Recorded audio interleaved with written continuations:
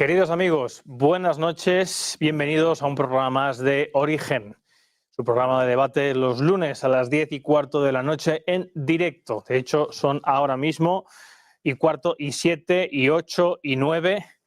Bienvenidos a un tema que es básicamente el más importante, el que enfunda y fundamenta la vida política y económica de nuestro país al encontrarse encastrado dentro de ese marasmo de tratados, de desarrollos que se han producido y que llamamos hoy la Unión Europea. Las circunstancias económicas al respecto de esta construcción, esta arquitectura institucional que se ha construido en los países de Europa que forman parte de la Unión Europea, no confundamos Europa y Unión Europea, seguro que este tema sale esta noche, tiene detractores y tiene personas a favor, tiene favorecedores. Hay quien considera que estamos en una deriva dentro de la Unión Europea nada halagüeña y hay quien considera que es la única garantía de poder ser competitivos en el futuro. Diversos sucesos de trascendencia e importancia han acontecido en los últimos meses, últimas semanas básicamente. Recuerden ese informe Draghi, que no sin cierto, y perdonen el pun del presentador, cinismo por parte de quien estuvo 9 meses al frente del Banco Central Europeo, presenta un plan que parece que ha quedado en un cajón por parte de la Comisión Europea y particularmente por su presidenta, Ursula von der Leyen. Hace apenas una semana estrenaba Hungría, Viktor Orbán, el primer ministro de Hungría, la presidencia del Consejo de la Comisión Europea y, sin embargo, lo que vimos fue un enfrentamiento claro, una ruptura, un choque diametral sobre dos posturas totalmente opuestas de entender el porvenir de Europa, lo que debería hacer la Unión Europea.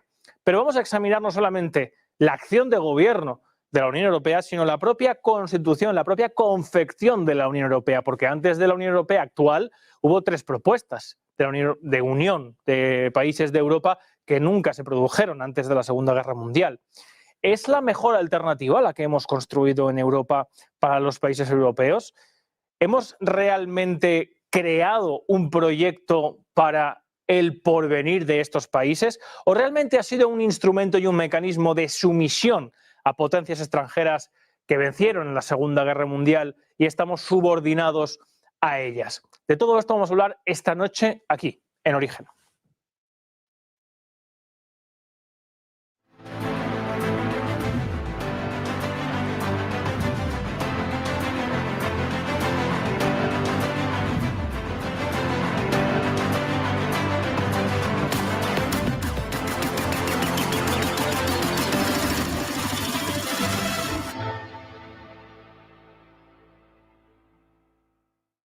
Para desmadejar todas estas preguntas de un nudo que cada vez parece más intrincado, complejo y sobre todo condicionado por los diferentes puntos de vista que escuchamos generalmente en las tertulias, en los debates y en la clase política sobre la Unión Europea, las directivas, etcétera, etcétera, tenemos a 4 invitados que van a ayudarnos a ofrecer diferentes puntos de vista, diferentes enfoques sobre todas estas cuestiones. En primer lugar, agradecer y dar la bienvenida a Guillermo del Valle, abogado, líder de Izquierda Española y que además ha sido candidato a las elecciones europeas recientemente. Buenas noches, Guillermo. Gracias por la invitación. Encantado. También tenemos a alguien de la casa, don Carlos Paz, que es analista político y escritor. Buenas noches, Carlos. Buenas noches, un placer estar aquí. Tenemos también la suerte de contar hoy con don Julio Guinea, coordinador del Máster de la Unión Europea y China en la Universidad Rey Juan Carlos y escritor del libro Historia de la Política de Seguridad y Defensa de la Unión Europea. Buenas noches, Julio. Muy buenas noches. Un placer tenerte esta noche con nosotros. Y para completar el programa de hoy, tenemos a don Emiliano García Coso, que es profesor de ICADE, de Derecho Internacional y Relaciones Internacionales. Buenas noches, Emiliano. Muy buenas noches y muchas gracias por la invitación, Rubén. Un verdadero gusto tenerte aquí con nosotros. Bueno, vamos ya sin más a plantear el tema de esta noche y antes que nada me gustaría, como siempre hago, establecer una primera pincelada para que ustedes se vayan familiarizando sobre la postura y el punto de vista que va a tener cada interviniente esta noche. Así que les dejo un breve minuto, un minuto y medio cada uno, para que expongan en líneas generales cómo ven la situación actual y sobre todo también de lo que vamos a hablar en la segunda parte del programa, el encastramiento de España en estas líneas generales que constituyen esta Unión Europea, esta unión política o económica, etcétera, etcétera. ¿Cómo lo ven ustedes? ¿Quién quiere empezar? Guillermo, empieza por ti. Problema. Bueno, es un tema con mil y un aristas. En un mundo globalizado y donde vamos a procesos de financiarización de la economía, un capitalismo con ese estadio de desarrollo, podría ser lógico pensar que un Estado-nación subalterno como el nuestro, que está en la periferia de la periferia, hablaremos también de esto, pues necesita alianzas y necesita incluso espacios supranacionales o de tratados de convergencia con otros estados para afrontar retos que igual trascienden el marco del Estado-nación, que un Estado-nación solo no puede afrontarlos. Bien, eso puede ser un enfoque de partida razonable. Lo que hay que ver es el club al que pertenecemos, cómo funciona. Y si son problemas de ejecución o de diseño, si son problemas estructurales o problemas accesorios, contingentes. Yo creo que hay problemas en la Unión Europea que son sustantivos, que llevamos arrastrando, por ejemplo, desde Maastricht. Yo creo que es una fecha ya para poner encima de la mesa, ¿no? Finales de los años 80, principios de los 90, la Acta Única. Maastricht, un tratado, creo que diseñado al calor de los principios del neoliberalismo económico, en los que se establece una serie de dogmas económicos que provocan efectos que seguimos pagando hoy, sobre todo en el sur de Europa, una unión monetaria. Esto de economistas nada sospechosos de ser marxistas, leninistas, como Stiglitz o como nuestro Juan Francisco Martín Seco, ¿no? Ya dijeron, es que el euro está diseñado con enormes dosis de voluntarismo político, porque se genera una unión monetaria sin el condimento necesario para que funcione esa unión monetaria, porque había unos desequilibrios económicos entre los países del norte y los países del sur enormes. ¿Qué no se generaron? Pues estructuras de integración política, fiscal y presupuestaria. Claro, hoy leemos a Draghi y plantea en el informe, ¿no? Ideas mágicas, ¿no? Y algunas son buenas, ¿no? Efectivamente, tenemos que ser más competitivos, tenemos que invertir más en I+D, tenemos que trabajar hacia la autonomía estratégica. La gran pregunta es cómo se paga eso si la Unión Europea aún no se ha diseñado, estamos muy lejos de que se haya diseñado, con una unión fiscal y presupuestaria verdadera. ¿Interesa esa unión fiscal a los países del norte de Europa? ¿Es posible que se dé esa unión fiscal? ¿Pueden llevarse a cabo esas políticas de gasto, de mayor fortaleza industrial, de reindustrialización sin esa unión fiscal y presupuestaria? Pues es muy complicado. Yo creo que ese es el ABC de nuestros problemas y son estructurales. Carlos, ¿qué decir? Siquiera en un minuto hablar de... A mí me interesaría mucho que se abordase y abordará indudablemente la cuestión de la soberanía, de la recuperación de soberanía que hemos entregado voluntariamente al entrar en muchas organizaciones supranacionales. Hoy vamos a hablar de la Unión Europea y de esas diferentes visiones que hay dentro de la Unión Europea de a dónde queremos ir. ¿Cuál de esas visiones se va a imponer? España debería tomar partido y decantarse, pero no lo hace por saber hacia dónde quiere que vaya esa Unión Europea. Y destacar que también tendré mucho interés en hablar en la posibilidad de salirse de la Unión Europea. Si el estar dentro de la Unión Europea nos ha sido beneficioso y nos lo es a día de hoy, si nos convendría salir y las diferentes posibilidades de salir de esa Unión Europea, que incluso se podría salir manteniendo el euro. Hay países que no son de la Unión Europea y tienen el euro, así que habría esa posibilidad. De todo ello, pues la verdad es que es un placer tener a los compañeros que tenemos porque tienen una grandísima altura, me consta. Pues vamos con otros puntos de vista esta noche. Pues, en primer lugar, gracias por invitarme a este debate y sobre todo de abordar una temática que es fundamental. Desde el Máster Unión Europea-China, que lo tratamos, falta más debate, falta más altura, falta interés por los temas europeos, no solamente cuando llegan las elecciones cada 5 años, sino porque realmente se hurta a la ciudadanía sobre qué es la Unión, cómo se ha construido la Unión y para qué vale la Unión. Creo que aquí tenemos que hacer pedagogía y tenemos que entender que España, como Estado-nación, uno de los más antiguos que existen, uno de los más antiguos, no el más antiguo, pero ha encontrado no un elemento que le encorseta, sino que le refuerza. No veo en un elemento que hurta la soberanía, sino que está ayudando a la ciudadanía a que dé pasos en pro de destino compartido, nos facilita la libre circulación, nos permite trabajar en el extranjero, nos permite no tener que estar enseñando constantemente visados ni estar sacando constantemente tarjetas de mil y un maneras.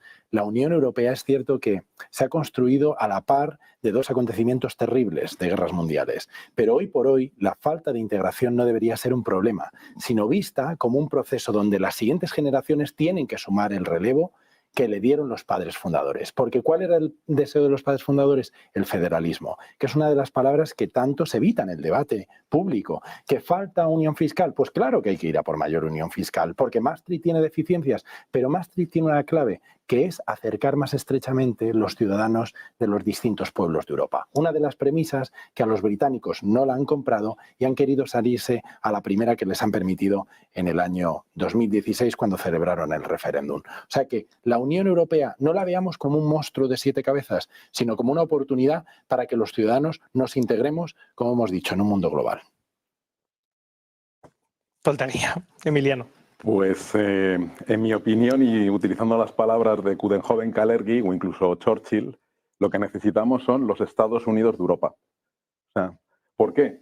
Porque es la única manera de sobrevivir frente a los nuevos retos tecnológicos, de defensa, económicos. Pero eso no es la Unión Europea. Pues puede ser. Ya tenemos elementos federalizantes como una moneda, un Banco Central Europeo que actúa como una especie de reserva federal de Estados Unidos. Es decir, que ya empezamos a tener los mimbres para construir este cesto. ¿Cuál es el problema? La voluntad de los estados, porque siguen todavía anclados en un concepto de Estado-nación decimonónico, donde todavía tienen que guardar esas parcelas de soberanía e impiden avanzar en una estructura moderna, transparente, donde se tomen decisiones que benefician nada más y nada menos que a 427 millones de ciudadanos europeos, no a 40 millones de españolitos. Hay un problema en esto, Emiliano, que ahora enseguida os voy a plantearos ya temas, pero claro, unos Estados Unidos de Europa, que sería un proyecto que entraría dentro de esos 3 primeros proyectos que se plantearon de la Unión Europea. ¿Cómo se puede determinar políticamente un mismo interés político para un polaco que para un español? ¿O para un francés que para un italiano? Preguntas como estas vamos a abordar esta noche. Yo ya les voy dejando algunas pinceladas, pero vamos a abordar en primer término los orígenes de la Unión Europea. Saben ustedes que el pistoletazo de salida de este proyecto que se ha ido desarrollando, se han hablado del Tratado de Maastricht, pero hay otros como el Tratado de Roma, etcétera, etcétera.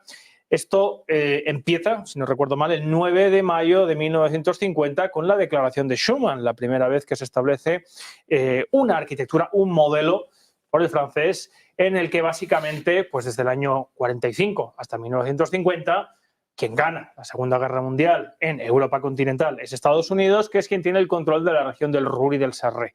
De ahí se hace una primera arquitectura, un primer esbozo para que el control de estas zonas preponderantes en la materia prima y la materia energética más importante de la época, el carbón y el acero, estén gestionadas por los países en los que están. Recuerden que desde 1945 a 1950 era Estados Unidos directamente el que explotaba estas zonas, a lo que a De Gaulle desde luego no le parecía muy bien. Schuman hace su declaración y se crea la primera Comunidad Europea del Carbón y el Acero, Europa de los 6, que es la que después se va desarrollando económicamente hacia uniones aduaneras, etcétera, etcétera. De todo esto con algunos de nuestros invitados. Yo les doy esta pequeña pincelada, este pistoletazo de salida, para que tengamos claro el primer fundamento, el primer punto de partida, el primer germen, la primera mónada sobre la cual se construye todo lo anterior. Así que quiero que abordemos si fue un acierto o fue un desacierto y sobre todo el origen de la Unión Europea, la declaración de Schuman, la de la Comunidad Europea del Carbón y el Acero, esa primera constitución, ese proyecto sobre el cual se construye todo lo anterior, ¿fue acertado o desacertado construirlo sobre intereses económicos? Y ahora ya. Pues si me permite. Sí, sí. Si no hubiera sido por el Tratado CECA, pues probablemente seguiríamos con los nacionalismos de los recursos naturales que nos había llevado ya a 2 guerras mundiales. El gran aporte del Tratado CECA consiste en que Alemania y Francia se ponen de acuerdo para explotar conjuntamente... CECA, para que lo sepan nuestros especialistas, Comunidad Europea del Carbón y el Acero, para que nuestros especialistas... No. Donde se ponen de acuerdo para tratar de evitar que precisamente por la visión puramente nacional, esto es mío, esto es tuyo, y por la competencia que había, porque era la mayor zona, la cuenca del Ruhr, la mayor zona de producción del carbón en aquella época, pues era la única manera que poniéndose de acuerdo dejaban de tener la rivalidad que nos llevó o nos condujo a todos a 2 guerras mundiales. Y el objetivo de la creación de la Unión Europea no es la economía, no es el mercado. El objetivo de la Unión Europea es garantizar la paz. Y eso, a día de hoy, es un éxito, porque entre nosotros no ha habido ninguna otra guerra. En nuestros vecinos sí, la Yugoslavia, en Ucrania. Pero entre nosotros hemos conseguido establecer las bases de entendimiento para que no vuelva a haber ningún tipo de enfrentamiento bélico. Y no solamente ya entre nosotros, sino que además estamos generando también las bases para protegernos de las amenazas exteriores. Pero ¿Lo es que haremos además, mejor o lo haremos peor? Además Pero es tenemos las rupturista. bases. O sea, es rupturista en el sentido de las relaciones internacionales. Acostumbrados a tener estados que controlan ellos todo su territorio, esa población, esos mensajes, esa soberanía que se sigue recalcando hoy, rompen, se hacen el harakiri, poco a poco, pero que lo van a hacer, como dice la declaración, Europa no se construirá de una vez, sino será gracias a realizaciones concretas que lleven a una solidaridad de hecho. Esa S de solidaridad que a muchos Estados miembros se les olvida, hay que aplicarla con la migración, hay que aplicarla con la ayuda al desarrollo, hay que aplicarla cuando nos apoyamos a unos a otros, cuando Grecia arde o España se quema. ¿Por qué? Porque nos estamos dando los recursos que necesitamos. Pero si me permitís, porque estoy viendo una serie de... Me está poniendo encima de la mesa, muy interesante de debate, ¿no? Una serie de principios fantásticos. El sentido histórico de la CECA no lo vamos a discutir aquí, pero obviamente recordemos también cuáles son los países efectivamente fundadores y que los intereses nacionales no se han disuelto. Pero claro, contar, ¿no? Es decir, si queremos precisamente frenar proyectos que a mí me preocupan también, antieuropeos, euroescépticos, la derecha radical, la derecha identitaria, seguro que voy a estar de acuerdo en esa parte, ¿no? Con ese lado de la distribución del debate, ¿no? Pero no basta con decir principios grandilocuentes y que todo ha sido una balsa de aceite, porque eso es faltar a la realidad. Hablamos de Maastricht, año 92. Vamos a hablar del año 2008, ¿no? Que está más cercano, que históricamente fue ayer, ¿no? ¿Qué ocurrió en el año 2008? ¿Qué ocurrió en la salida de la crisis de 2008? ¿No? Esa Europa que no es económica, que es una Europa para la paz, una Europa donde los intereses nacionales se han disuelto, una Europa donde somos todos iguales, una Europa fraterna, una Europa de la solidaridad. Esa es una Europa en la que la plaza Sintagma, pues un jubilado griego, se pegó un tiro, ¿no? Dimitris Christoulas, ¿no? Porque no quería buscar comida en la basura, ¿no? No es demagógico. Yo creo que lo demagógico es no decirlo, no contar qué ocurrió y cuál fue el paquete de austeridad que se llamó, recordad, expansiva en aquel entonces, ¿no? La austeridad expansiva. Bueno, esta austeridad tan fantástica, ¿no? Que ahogó y que al sur de Europa y que tuvo unos efectos socialmente devastadores sobre las poblaciones de Grecia, de Portugal, de España, Estados miembros de la Unión Europea. Esto se hizo recientemente, ayer mismo en términos históricos, ¿no? Pues esas políticas de austeridad pidió perdón hasta el Fondo Monetario Internacional. No una célula estalinista de nostálgicos de no se sabe qué, de la Guerra Fría, no. El Fondo Monetario Internacional, no sospechoso de no estar bien instalado dentro de la ortodoxia del capitalismo. Recuerda, ¿no? Porque fue verdaderamente destructivo. Que estamos hablando del origen. Sí, del origen, no. Sí, pero claro, pero en el origen... Porque se ha dicho que el origen no sería económico, que sería político. No estáis de acuerdo con no estoy de acuerdo, claro.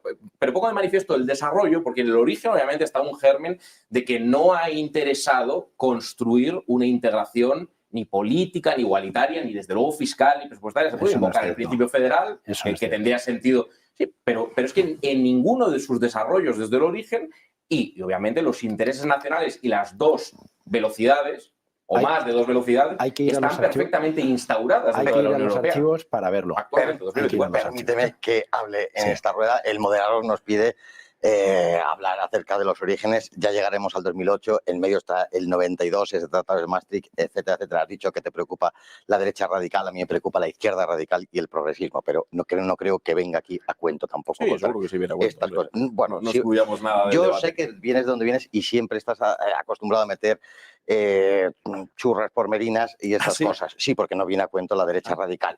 Pero bueno, recordar que la izquierda radical tiene mucho más peligro que la derecha radical. Pero vamos a circunscribirnos a lo que nos pregunta el moderador. Evidentemente, esa formación original es la que ha dicho Emiliano. Es básicamente para que no se reproduzcan esas guerras entre Alemania y Francia. La historia moderna de Europa es las guerras entre Francia y Alemania. Para prevenir todo eso se creó esa CECA y ese germen de lo que luego va a ser la Comunidad Económica Europea, la Unión Europea. Ha dicho, y esto viene a colación para rematar la jugada, que poco menos que los Estados-nación pues son antiguos, somos dinosaurios o piezas de museo. Anacrónicos. Sí, momias de la historia, los que reclamamos la soberanía. La soberanía nacional, la energética, tener soberanía sobre el militar, tener energía, tener soberanía sobre las cuestiones económicas, es lo que da independencia y libertad a un pueblo. Y los estados-nación son los que garantizan la libertad de los ciudadanos. Vamos yendo a esa época. ¿Para España fue buena la integración? Bueno, recordar que España era entre la 7ª y la 9ª potencia industrial del mundo. De eso vamos después, ¿eh? Bueno, Carlos, al acceder a ese mercado, pues perdimos, porque luego, si vamos a entrar, explicaremos por qué sucedió todo eso. Claro, me interesa que aquí hablemos, que debatamos un poco sobre el germen, claro, el germen de la Unión Europea. Germen, ¿Cómo se concibe, cómo se proyecta de inicio la Unión Europea? ¿Cuál es el proyecto pues que se presenta? Muy sencillo, tanto en cuanto preservó la paz en Europa de las numerosas guerras franco-alemanas existentes hasta el momento, pues fue un acierto, pero no era ni mucho menos lo que luego vamos a hablar y se formó. Pero, si me permiten, para esto hay que hablar un poco como historiadores y ver un poco en retrospectiva y entender que esa Unión Europea, bueno, la que conocemos hoy, pero que en sus orígenes está conectada a esa Comunidad Europea del Carbón y del Acero, hay que partir de la base de que entre el 45 y entre el 50 se quisieron construir proyectos de cooperación que terminan realizándose y fraguándose, como fue el Consejo de Europa con el Tratado de Londres del 49, como fue la Organización Europea de Cooperación Económica y como fue también la Unión Occidental. Proyectos de cooperación en el ámbito militar, económico y político, pero que a los franceses no le terminan de satisfacer. Entonces van a ser los que extiendan la mano a una Alemania que está liderada por Adenauer, un Adenauer que quiere abrazarse a la Europa Occidental y entender que han cometido un error en el pasado y van a echar a andar con su antiguo enemigo 5 años después de acabada la Segunda Guerra Mundial y deciden embarcarse en una organización internacional de integración. Es lo que rompe la cooperación, es lo que venía antes y ahora rompemos con la integración. ¿Qué integración supone? Compartir soberanía, avanzar en pos del federalismo y, ojo, aunque el proyecto está centrado en lo económico porque es carbón y acero, rápidamente la guerra de Corea salta, rápidamente los europeos quieren construir una defensa común, rápidamente proponen en París un tratado de la Comunidad Europea de formación de esa CECA no existía nada de eso. No existía nada de eso. Y con plenamente de acuerdo contigo. Pero también habrá que decir para los televidentes que todo eso se plasma por una imposición de los vencedores de la Segunda Guerra Mundial, hasta el punto de que hoy en día Alemania no tiene constitución, tiene la ley fundamental, que fue un texto impuesto por los aliados. Pero la CECA no fue una imposición. La idea en ese Tratado de Londres, el germen de todo lo que estamos hablando, de esos orígenes de la CECA, vienen de Londres y vienen de Washington. No. Londres no quería la integración. Londres estuvo presente en las negociaciones del Tratado de la CECA y la delegación sabía perfectamente hacia dónde avanzaban. Los Estados Unidos de Europa que defendió Churchill en el discurso de Zúrich, esos Estados Unidos son los que se plasman en el Consejo de Europa, Consejo de Europa donde han estado sentados Rusia y Ucrania, y Rusia ya no está y ya son 46 Estados miembros. Y estaban también Armenia y Azerbaiyán y se han pegado por Nagorno-Karabaj. Las organizaciones de cooperación no salvan a los europeos y al mundo de la paz, perdón, de la guerra, no evitan la guerra, sino que constantemente vemos el peligro y el flagelo de la guerra en esa cooperación. ¿Qué es lo que hay que avanzar? A la integración. Voy a ahondar un poquito más en este primer tema, ya pasamos al segundo, que efectivamente es como entró España a la Unión Europea. Pero ya que nadie se ha dado una pequeña pincelada, pero efectivamente estamos hablando de una unión económica, o algunos unión política, entre dos estados fundamentales de Europa, que son Francia y Alemania. Claro, estamos hablando de dos países, uno de ellos que está a medias, Alemania, en el año 50, y tutelado y dirigido por Estados Unidos. De hecho, quien pone a Adenauer, pero también a De Gasperi y a los políticos que fueron vencidos por el totalitarismo en Europa, los ponen otra vez Estados Unidos. ¿No se ha construido desde inicio una Unión Europea bajo los intereses de Estados Unidos y de Reino Unido y no de las naciones europeas? Sería la pregunta. Yo creo que no. O sea, creo que precisamente el proyecto de Unión Europea, que incluye también una comunidad política europea, una comunidad europea de defensa en el 52, pero que fracasa porque no hay voluntad por parte de los estados de avanzar en estas cuestiones tan sensibles para la soberanía, en el fondo también es una manera de reforzarse frente a Estados Unidos, porque recordemos que el Plan Marshall era de Estados Unidos y controlaba prácticamente todos los sectores económicos de la Europa que salía de la guerra. Claro, es de Gaulle el que le dice, le dice a Truman, oiga, señor, déjenos a nosotros un Entonces, poco. la única y Estados manera... Unidos dice sí, pero con socio preferencial Claro, el TT. claro. Sí, bueno, pero eso siempre ha sido tradicionalmente así y creo que Por de eso les momento lanzo la pregunta. lo seguirá haciendo así. Y luego Reino Unido, Churchill desde el minuto 1 dice que ese proyecto no es para él, cosa que ha venido remarcando en todo el proceso de pertenencia del Reino Unido. Ellos siempre han ido por libre, han ido a la carta. Hasta el 73 que se adhieren. Hasta ya se cansa y dice, me voy. Pero no dice que no sea el euro, ¿eh? La pregunta de Rubén tiene sentido porque, lógicamente, esas relaciones preferentes con Estados Unidos pues pueden ser interpretadas perfectamente con una cierta subordinación estratégica, ¿no? Hablamos de no es una unión únicamente económica. Bueno, tiene un origen económico, efectivamente, indudablemente, en el contexto de postrimerías del desastre de la Segunda Guerra Mundial, indudablemente tiene un sentido histórico absoluto, y estoy totalmente de acuerdo con ese planteamiento de lo que fue la CECA, pero, como bien has dicho, ¿no? Se aborta la posibilidad de establecer una estructura de defensa militar y todos esos países van a terminar, están en esa alianza de defensa que no ha sido tal, sino ha sido muchas veces también de injerencias militares constantes, porque esos países garantizaban la paz entre ellos mientras que han seguido participando, sobre todo en el caso de Francia, es un caso paradigmático, ¿no? La gran potencia militar de la Unión Europea, pero que ha seguido participando en conflictos militares y armados fuera del perímetro europeo, ¿no? Incluso la propia Europa, ¿no? Porque es decir, podemos hablar de los Balcanes, lo que ocurrió en los Balcanes, esto de decir, el periodo de paz más largo hasta la invasión de Putin a Ucrania. Bueno, el periodo de paz, contemos la realidad de que ha sido un periodo de paz con la guerra de los Balcanes, creo que ha sido una carnicería cruenta, ¿no? En el que también podríamos recordar participaciones y masacres por todos los lados, una participación incluso discutible también de la OTAN, vulnerando el derecho internacional. Pero bueno, la autonomía estratégica, ¿no? Si me permites dar de nuevo el salto,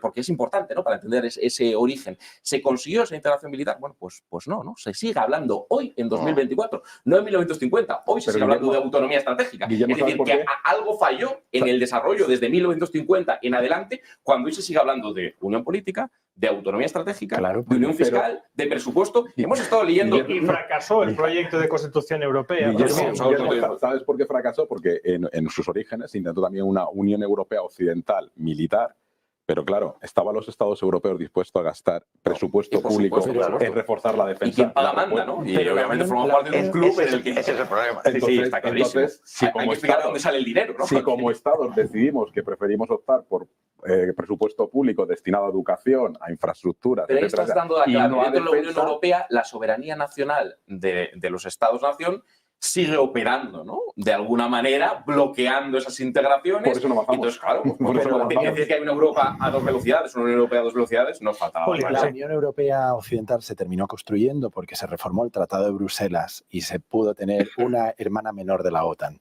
Se reformuló esa UEO, esa Unión Occidental, para hacer la Unión Europea Occidental, y entró Alemania, porque lo que querían Alemania era darle la posibilidad de rearmarse controlada por Occidente, claro, controlada para que evitáramos un alto mando alemán donde llegara un Hitler 2.0. Entonces, eso había que tenerlo bajo control. Los padres fundadores de Europa, hay que volver a los escritos. Estamos ahora trabajando, Antonio Miguel Carmona, el catedrático Rogelio Pérez Bustamante y yo, en el libro de las memorias de Beyen. Johan Willem Beyen fue ministro de Exteriores de los Países Bajos. Estuvo entre el 52 y el 56 al frente de esa responsabilidad. ¿Saben lo que propuso? Propuso construir una unión económica entre europeos, porque sabía que el proyecto político había fracasado, conocía el desastre en el que había quedado la Comunidad Europea de Defensa, sabía que la CECA daba para poco, teníamos 4 instituciones, pero un embrión de Parlamento Europeo que funcionaba. Entonces, en el momento en que Bélgica va a llegar con la idea de vamos hacia el Euratom, porque ha dimitido Monet, y entonces ha dicho a SPAC, propon la idea de que vamos a por un Euratom, vayamos hacia la autonomía energética, porque el carbón es el pasado, el petróleo es el presente, pero el átomo es el futuro. Y somos dependientes. Vamos a pasar enseguida al siguiente tema, pero quiero ahondar, habéis citado a SPAC, efectivamente, las memorias de Paul Henry SPAC, Combates inacabados. Combate sin acabar, establece claramente cómo, bueno, pues el papel de Estados Unidos fue preferente y preponderante de acuerdo con sus intereses, lógicamente, en la Constitución de la Unión Europea. Y bueno, era un tema en origen que me hubiera gustado que andáramos un poco más en él, pero tenemos que pasar ya al siguiente bloque, que es la adhesión de España a la Unión Europea. Recuerden, esto se hace durante la época de Felipe González, después de que España ya haya entrado o haya se haya adscrito al Tratado del Atlántico Norte, de la OTAN, ¿de acuerdo? Ese camino es importante y, sobre todo, me gustaría que analizáramos cómo España entró en la OTAN. Cómo España entró en la Unión Europea. Particularmente porque muchas voces críticas entonces y muchas voces críticas ahora establecen que España pudo haber entrado más tarde, pero estableciendo una posición más fuerte, más preponderante y sobre todo con lo que ha sido la gran crítica que se le ha hecho a la entrada en la Unión Europea por parte de España, que es a través de la famosa, la que se llamó eufemísticamente reconversión industrial, en el cual, pues saben ustedes, se desguazó el 50% de la industria pesquera. España tenía la segunda industria pesquera del mundo, se arrancó viñedos, se desmanteló una gran parte del tejido y el pulmón productivo del país para entrar en un mercado en condiciones óptimas de competitividad, que fue lo que se dijo, lógicamente, pues para no hacerle la competencia a nuestros socios que nos tenían que admitir en ese club. Entonces me gustaría que examináramos si fue un acierto o fue un error entrar como entramos y si se podría haber entrado de otra manera. Recuerdo aquellos tiempos perfectamente. El eslogan es "ya somos europeos", y esto refleja muy bien el paletismo que reinaba en aquel momento. Entrar en la Unión Europea era sinónimo de ser europeos. Se nos vendió que iba a haber una serie de mejoras, de alguna manera que... Como si no fuéramos europeos antes, perdón. Como si no fuéramos europeos cuando somos uno de los creadores de Europa solamente. Y el Camino de Santiago construyó Europa seguramente, y no vamos a hablar de todas las aportaciones españolas. Recordar que hay países, Suiza, Noruega, Islandia, que no son de la Unión Europea. Y además una cosa muy curiosa que a Noruega, a día de hoy. A Noruega le han hecho se han hecho dos referéndums, los han perdido, pero amenazan con un tercero. Cuando salga el sí, no va a haber un cuarto, lógicamente. De la misma manera que aquí sin referéndum se hizo, fue una imposición. Fue una imposición en aquel momento, Felipe González, en 1986, se tenía que entrar a toda costa y se perdió una ocasión o de no entrar, porque ¿por qué teníamos que entrar? Teníamos un tratado preferencial fabuloso solamente en las cuestiones del mundo agrario, que ahora está tan en boga y que se lo está cargando en grandísima medida Europa. Era infinitamente mejor. De la industria no hablamos, porque ser la séptima, octava potencia industrial del mundo se designó con la entrada el desmantelamiento, ese eufemismo de reconversión. Hoy no sé en qué lugar estamos, lo sabrán los compañeros de enfrente que se dedican a esas lides, pero no estamos, ni a... Bueno, es conocido, la minería, la industria pesada, los astilleros, etcétera. En fin, pueblos este verano estando en Sagunto, lo que fue Sagunto, y hoy pues es en ese aspecto una basurilla.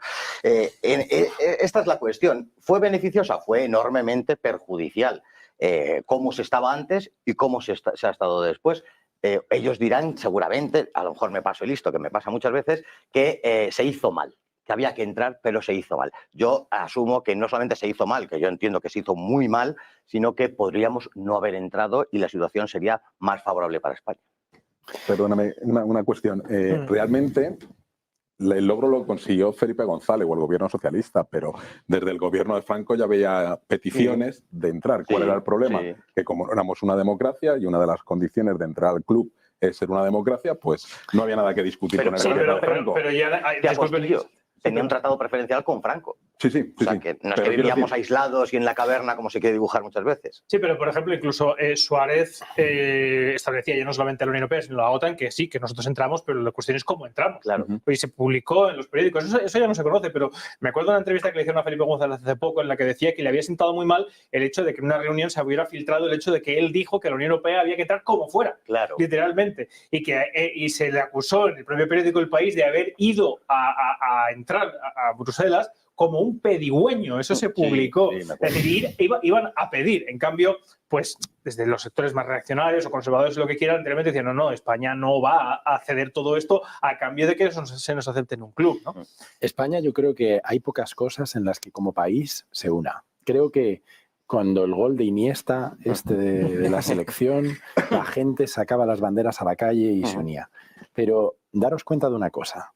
en este proyecto de adherirnos a las comunidades europeas, todo el arco parlamentario vieron que era necesario. Desde la extrema izquierda hasta la extrema derecha de aquel momento votaron a favor de la adhesión. ¿Por qué? Porque veían que Europa era un ancla. No Europa como concepto geográfico, Europa como construcción política, como integración, porque sabían que la democracia, que era muy frágil en aquel momento, podía retroceder. Prueba de ello es que tuvimos un golpe de Estado. Con lo cual, el momento fue muy anterior, fue en el 81. Bueno, pero y no vamos a estamos estar en en eso. proceso de negociaciones. Me refiero, desde que votan que queremos ir hasta que se negocia casi una década. Y en el momento en que se está negociando hay esos retrocesos, evidentemente se sabe que el 1 de enero de 1986 estamos entrando, pero nos ha costado llegar a coger esas llaves. Por Ese nuestros amigos tratado de franceses, adhesión, por nuestros amigos franceses y Claro. las condiciones que ponían Bueno. por el impacto agrícola en la De economía hecho, bueno, francesa. con los nuevos audios de Juan Carlos sabemos precisamente que el golpe se dio desde Zarzuela porque, Sí. porque no se quería entrar en la otra. Yo creo que además. una de las claves la formulaba Rubén en esta actitud de entrar, ¿no? Esa entrevista que recordabas, ¿no? Entrar como fuera. Pero yo creo que la entrada tiene indudablemente de nuevo un sentido histórico, ¿no? Indudablemente, ¿no? Obviamente España, o sea, si no podemos hacer aquí un análisis exhaustivo de lo que fue el franquismo, porque dentro de un régimen autoritario con diferentes fases de evolución, indudablemente no es lo mismo la autarquía de los años 40 que el plan de estabilización, que el desarrollismo de los 60, siempre una dictadura enormemente conculcadora de libertades y derechos fundamentales, ¿no? Y nefasta desde ese punto de vista, ¿no? Y entonces España tiene un sentido que busque una homologación en parámetros democráticos, pero ya estábamos haciéndola, ¿no? Indudablemente ya estábamos haciéndola. En el año 86 yo creo que se ha dado por terminada la transición, en el año 82 empieza a gobernar, ¿no? Con una mayoría absoluta apabullante, ¿no? El Partido Socialista Obrero Español. Ahí no tenemos conformado, acordados de los pactos de la Moncloa, el año 78 se introduce, por primera vez, ¿no? Una cierta progresividad fiscal. El sistema fiscal tributario del franquismo era muy curioso, ¿no? No había un IRPF con tantos tramos como el que se diseña en el año 78, ¿no? Con Fernández de Ordóñez, pero el estado de bienestar, el concepto de estado de bienestar no está consolidado en los años 80, ¿no? Y entonces estas son las grandes paradojas y las luces y sombras, ¿no? De los gobiernos socialistas, ¿no? Antes hablábamos de las izquierdas radicales y de las derechas radicales, ¿no? El Partido Socialista, que siempre estaremos de acuerdo en eso, ha expedido carnés de quién es buen izquierdista, quién es mal izquierdista, ¿no?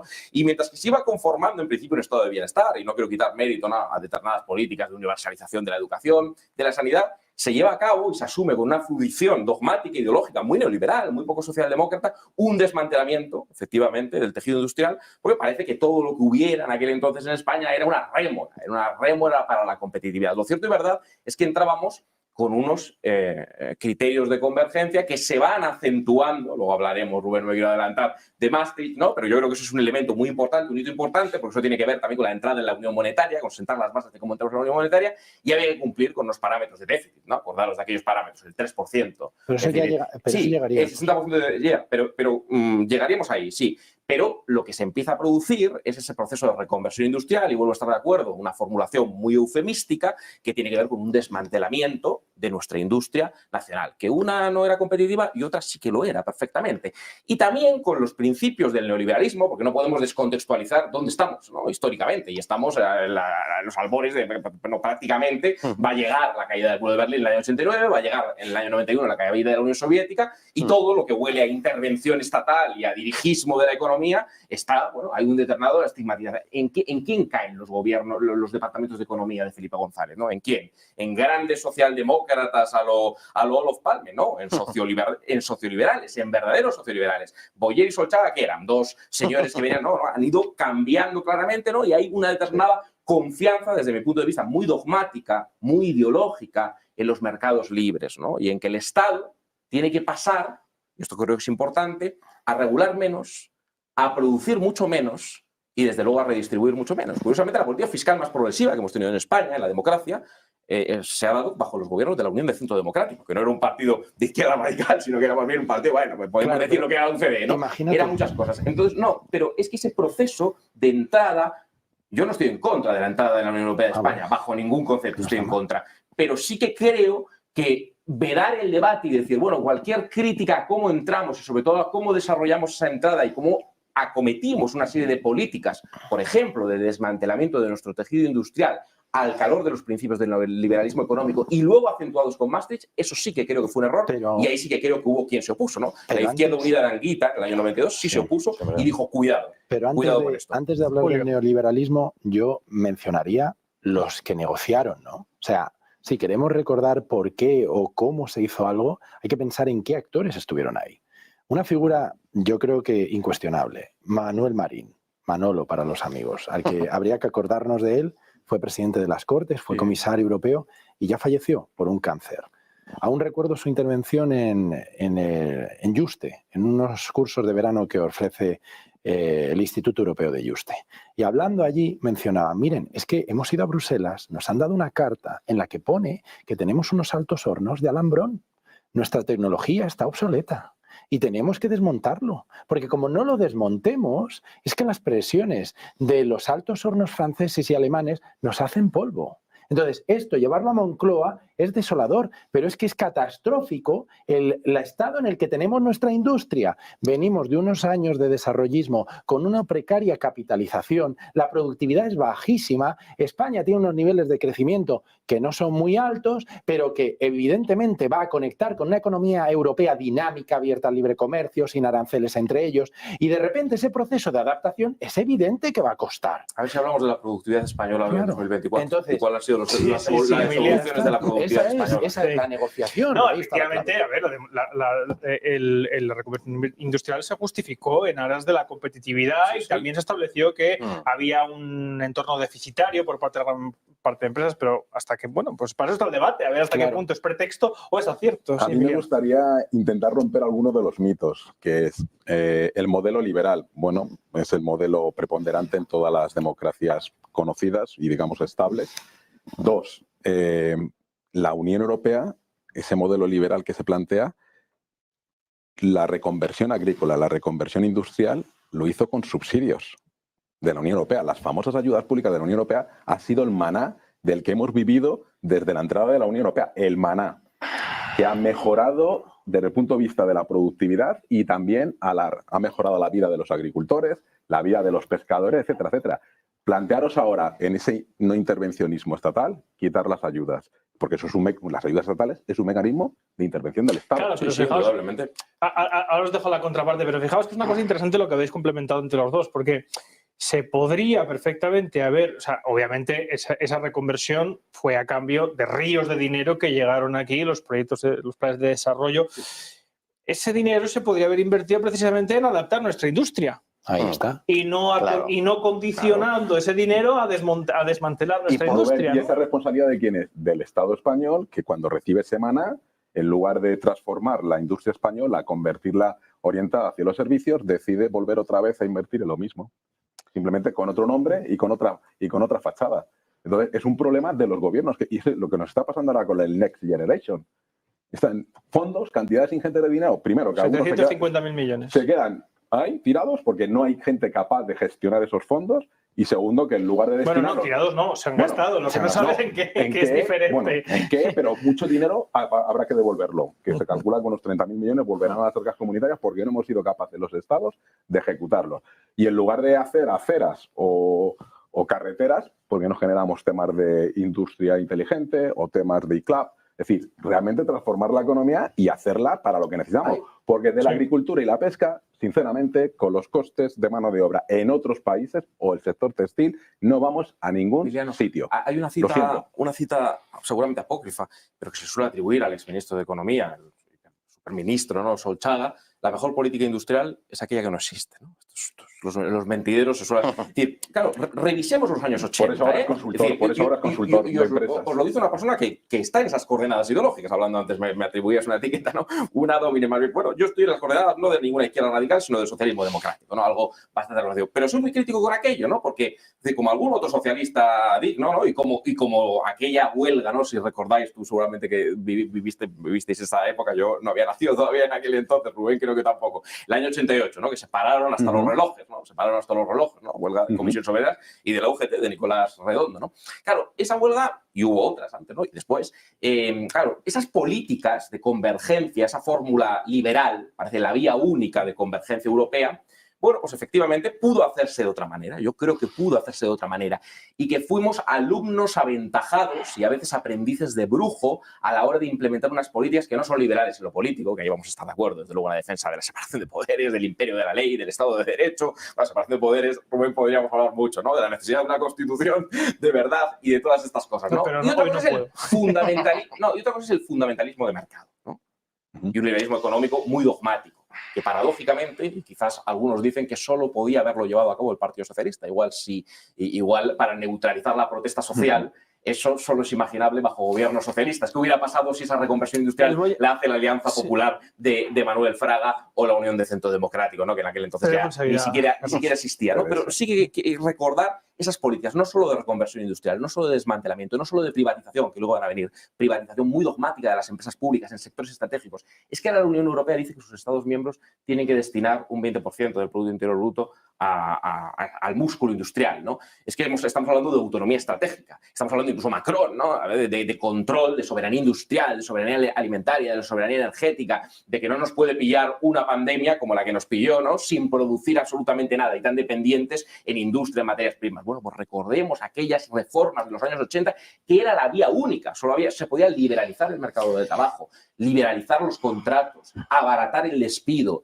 privatizar empresas públicas. Todo eso se hizo, yo creo que se hizo bajo coordenadas ideológicas muy dogmáticas de un liberalismo económico desacertado. Tengan en cuenta para los espectadores que nos están siguiendo esta noche. Mire, voy a poneros un caso muy concreto, ¿no? Porque a veces nos perdemos un poco en los discursos más. Yo, por ejemplo, soy valenciano, vivo entre Madrid, Valencia y Asturias, ¿no? Hace tiempo que vivo, me gusta Asturias.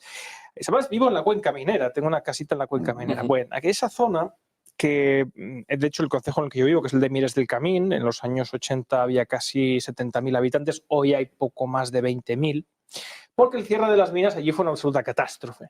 Y se vendió a la gente de la zona con que se iban a cerrar las minas, se iba a cerrar industria, se iba a cerrar el principal pulmón productivo de la zona, a cambio de mucho dinero que se iba a invertir y se iba a reconstruir y a reconducir la industria de la zona. Claro. Eso no ha pasado, pero no ha pasado en Asturias, no ha pasado en Galicia, con los Asturias, no ha pasado en ningún sitio. El otro día hablaba con un pescador del puerto de un puerto del Cantábrico y me decía, bueno, es que aquí, por ejemplo, tenemos una cota de sarda, para pescar sarda, que no tienen los países del norte de Europa. Y aquí, por ejemplo, nos dejan pescar con redes de arrastre cuando en otros países sí. ¿Por qué? Porque ellos, bueno, pues pescan menos que nosotros y para que haya un cupo, ¿no? Entonces, todo esto al final pareciera que ¿se hizo bien? ¿No se hizo bien, Carlos? ¿Querías intervenir? No se hizo bien, evidentemente. Cuando decimos que había que entrar a cualquier precio, es que había un precio. ¿Cuál fue el precio a pagar? La designación, cumplir los designios expresos de Europa de desindustrializar España.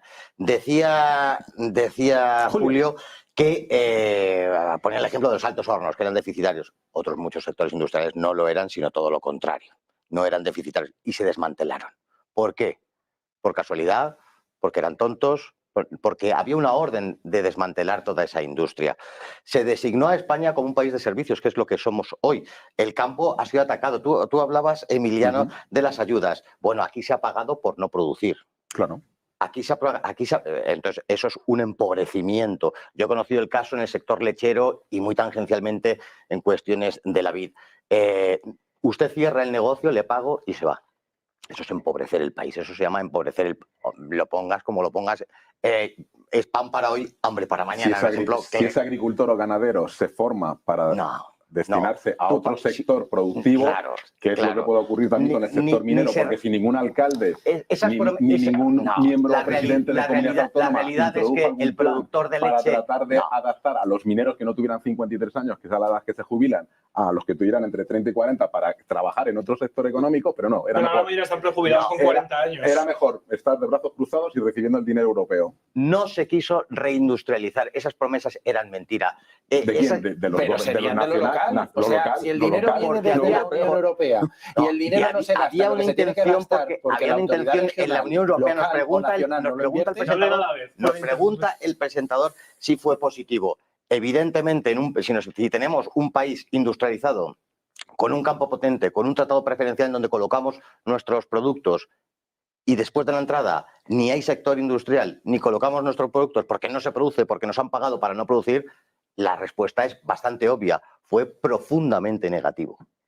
Entonces, ¿para qué luchábamos por entrar? Yo no hubiera entrado a algo que me afecta tan negativamente como ustedes lo están pintando. Como porque el PSOE en aquel momento quería entrar, como se ha dicho, a cualquier precio. No. Porque...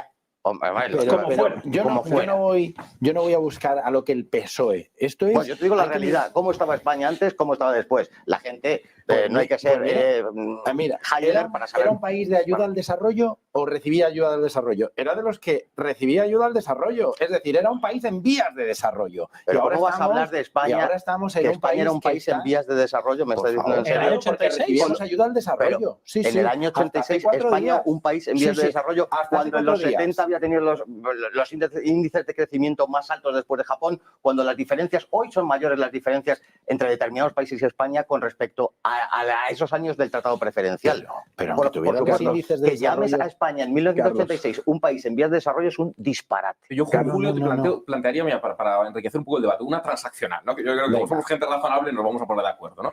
Y yo no voy a hacer una geografía de la España de 1981, ni de la crisis inflacionaria, de los gobiernos de la OCDE, ni de por qué fuimos a los pactos de la Moncloa, ni de tantas cosas que no son para hacer una geografía de ningún tipo. El desarrollismo, menos aún te voy a hacer una geografía. Pero una transaccional. ¿Por qué no, desde una posición europeísta, no somos críticos y autocríticos y planteamos que ese dogmatismo de aplicación, pero también de diseño, porque claro, esto de decir, no, la culpa son de los que gobernaban aquí, pues en buena medida sí, ¿no? Pero bueno, otro pequeño salto temporal, cuando Juncker nos dice, oiga, hay que hacer una serie de medidas de liberalización, de abaratamiento del despido, de ustedes no pueden tener un mercado laboral tan franquista en 2010, bueno, ya no era franquista en 2010, después de 25 reformas neoliberales y flexibilizadoras.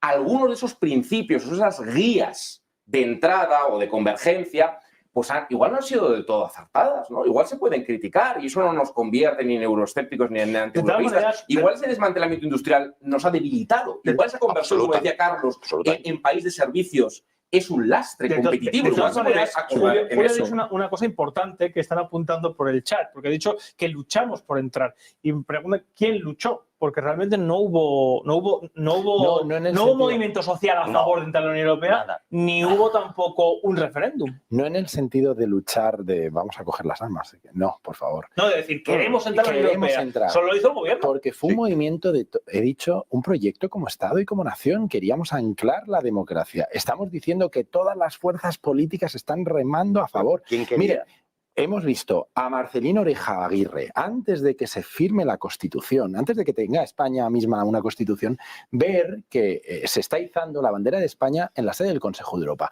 ¿Por qué estamos ahí? Porque admiten una solemne promesa de España. Ustedes van a tener una Constitución donde van a reconocer los derechos fundamentales, el Estado de Derecho y la democracia. Estamos dando pasos en pro de entrar a las estructuras de cooperación de Europa, pero queremos dar el paso decisivo a la integración. Queremos estar en un proyecto que lleva desde los 50 y que nosotros contábamos con un acuerdo preferencial. ¿Es eso a todo lo que aspiramos? ¿Un acuerdo preferencial? ¿Es al modelo noruego de aportar dinero, de ser unos a abrir boca, recibir legislación europea y no contribuir en el debate político, no contribuir con aspectos que han consolidado esta Europa que tenemos, como la ciudadanía europea, como los proyectos Erasmus? Estamos en 1984 y está la declaración solemne de la Unión Europea, de Stuttgart. Entonces, España está fuera de esa construcción, quiere estar dentro y no es a cualquier precio. Es una negociación de tiras y aflojas donde es muy costoso políticamente traer a España y decirle hay que hacer esto, hay que ajustarse, porque entrar va a suponer pues medidas que no nos van a gustar, pero es que llevábamos décadas fuera de ese proyecto que ya llevaba. Pero ese ajuste consideras que es virtuoso, es un ajuste virtuoso. O sea, es decir, hoy si analizamos la productividad, la renta per cápita, la competitividad, los problemas de la economía española,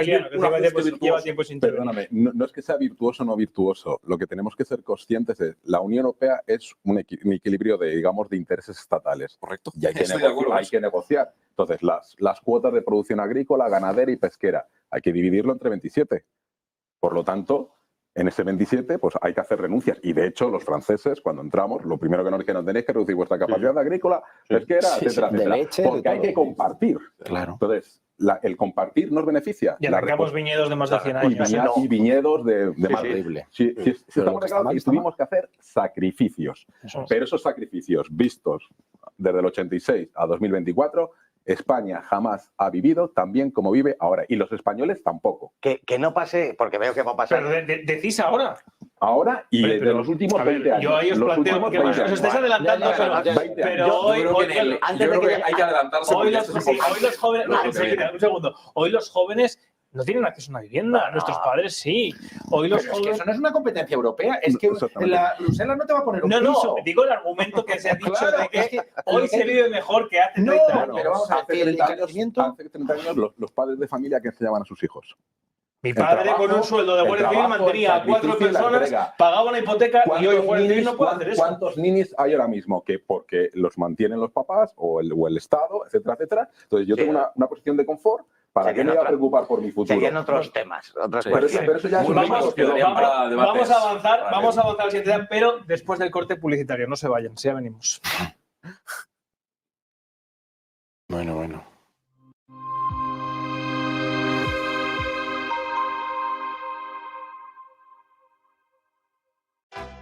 En Endesa mejoramos el precio de la luz a 9 de cada 10 hogares. Toma una decisión formidable y cámbiate ahora. Bajamos el precio de la luz y te lo mantenemos durante 3 años. Porque todo Endesa es formidable. Entra en endesa.com y empieza a ahorrar. Vuélvete máster en transformar tu carrera. Obtén tu Master in Management con doble titulación de Tulane University, Estados Unidos, y de UFM, en Madrid.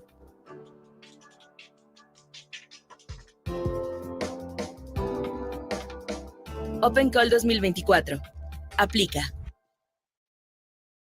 Hemos preguntado a la inteligencia artificial qué piensa del nuevo plan ahorro inteligente de Iberdrola. Un plan con el que ahorras sin hacer nada es un buen plan. Me encanta.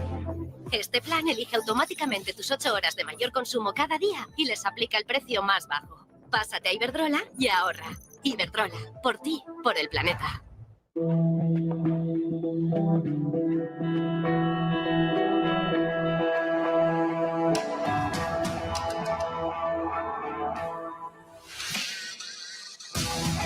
To know, to love, to learn, work, to connect. It's all about attitude. Emilio Tucci.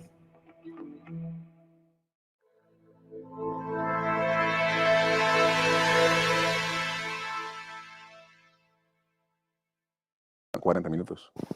Pues seguíamos en el debate durante el corte publicitario, algo que tengo estrictamente prohibido, así que vamos a proseguir y vamos a hacer un pequeño salto hacia adelante. Hemos hablado de la reconversión industrial, de la entrada de España, vamos a hablar de la entrada a la eurozona, a la zona euro. Algunos ya hablaban del Tratado de Maastricht antes con ganas, así que vamos a hablar de otro de los elementos clave, como fue el abandono para España de la peseta, la unión monetaria que ha supuesto, y fundamentalmente el emisor de moneda y el emisor de deuda que hoy en día sostiene la economía española, el Banco Central Europeo. Hablaba con un economista relevante, no voy a decir su nombre, muy amigo mío, en una cena en la que me comentaba, Rubén, además lo dije una vez en televisión y me jugué mi canal de YouTube, todavía estoy esperando que alguien venga a reclamarlo.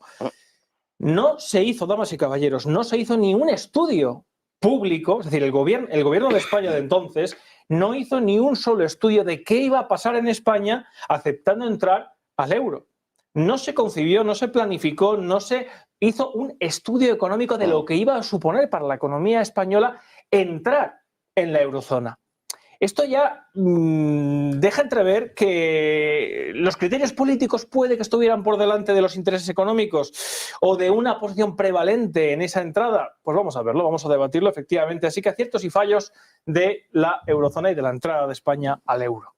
Así como el Banco Central Europeo, etcétera, etcétera. Pues está relacionado con lo anterior. Yo creo que está muy relacionado con lo anterior. Pero ya hemos ido al 2000, sí, Guillermo, nos acercamos a los años que a ti te interesan. Sí, no, pero mira, me voy para atrás entonces por ejercicio de rebeldía. No, está relacionado, todo está relacionado, ¿no? Efectivamente. Hablábamos de unos principios ideológicos muy marcados y aún más marcados en aquel entonces, ¿no?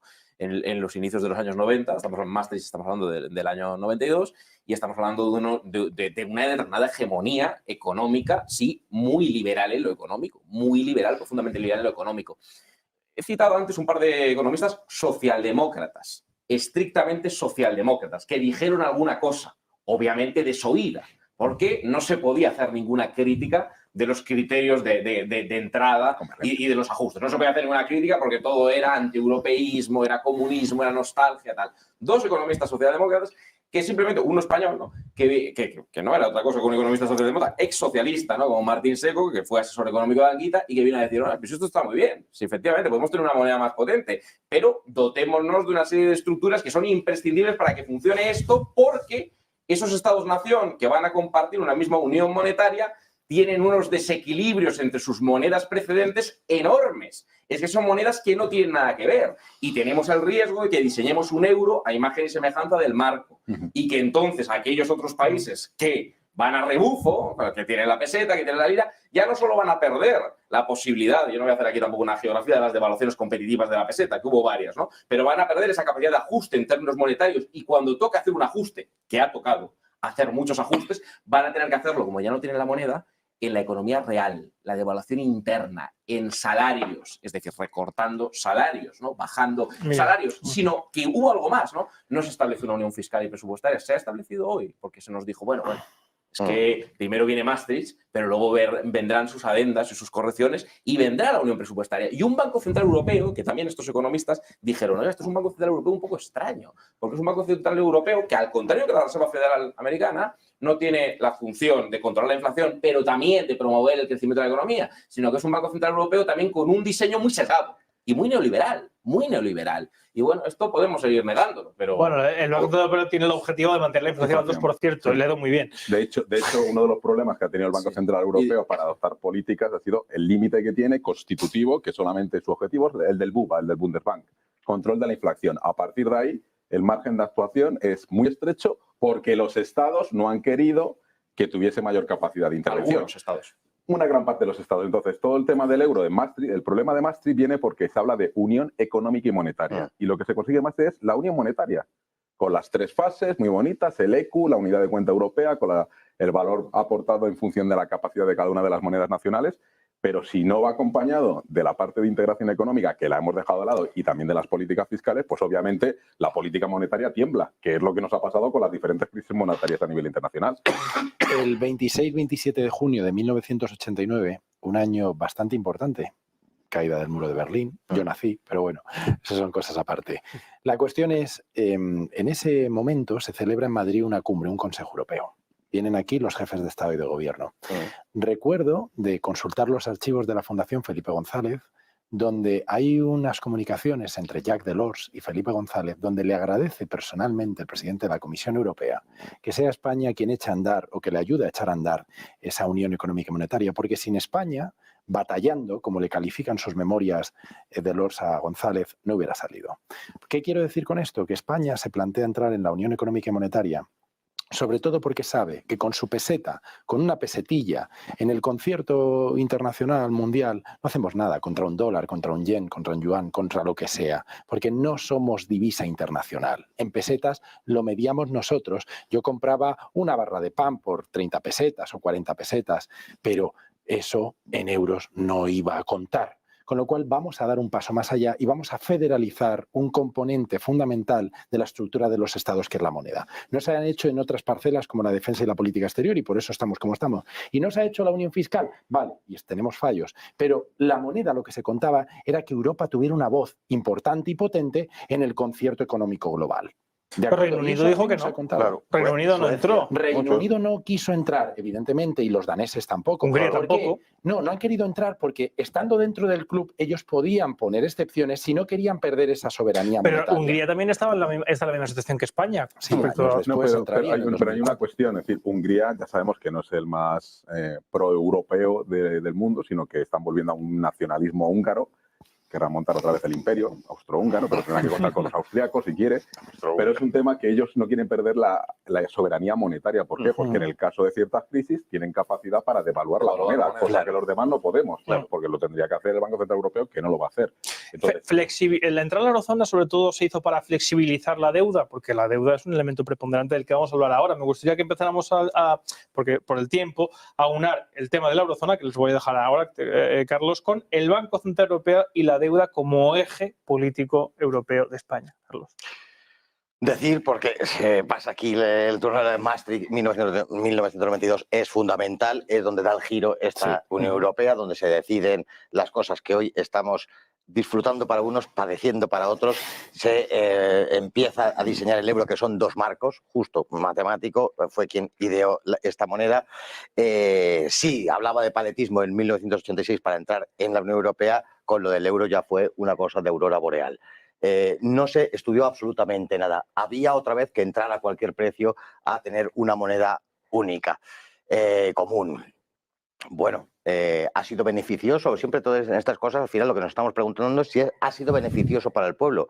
Yo creo que absolutamente no. Los que hemos vivido el tránsito de la peseta al euro ha sido horroroso. Ha sido un clavo en el ataúd de los españoles. Ahora dirán, ¿ahora salirse puede ser peor? Pues seguramente, pero también, y lo dejaba en la introducción, que se puede uno salir de ese club manteniendo el euro. Existe esa posibilidad, no es un disparate ni nada imposible. Podría darse el caso, tendría que haber unanimidad de los que, de donde nos vamos, de nuestros compañeros de viaje, para que quisieran que eso fuera así, pero es una opción que nunca se habla y que me parece bastante interesante. Se perdió soberanía monetaria, esa es la cuestión. Ahora hablas de la deuda, nosotros tenemos una enorme, gigantesca deuda con el banco. 1,6 billones la oficial. Que yo creo que esas deudas son impagables. No sé los técnicos y los profesionales del ramo, pero entiendo que ello no se va a pagar nunca. Y eso es una cuestión que te tiene atado, que te tiene amenazado para poderte plantear estas cosas de salirte, estas cosas que estamos hablando aquí parece que son anatemas, que no se pueda cuestionar la salida de España de esa Unión Europea.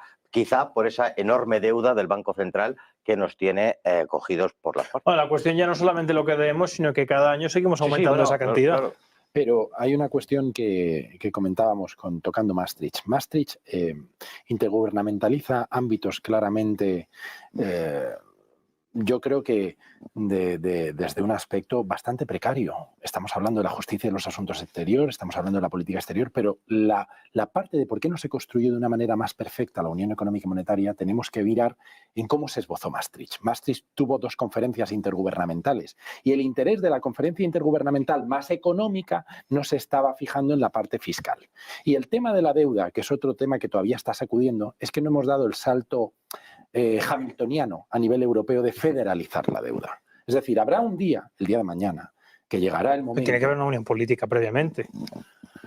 No, ya hay no unos esbozos de unión política. Bueno, hablabas de Alexander Hamilton, secretario de Tesoro con Washington, pero claro, ya había un Estado, ya había unos Estados Unidos de Pero nosotros ya hemos dado un salto hamiltoniano por primera vez creando el fondo Next Generation, 750.000 millones de euros mutualizados, donde la Comisión va a los mercados a pedir dinero para ese dinero prestarlo a los Estados. Es una deuda conjunta, mancomunada, que por primera vez la Unión Europea lo ha hecho.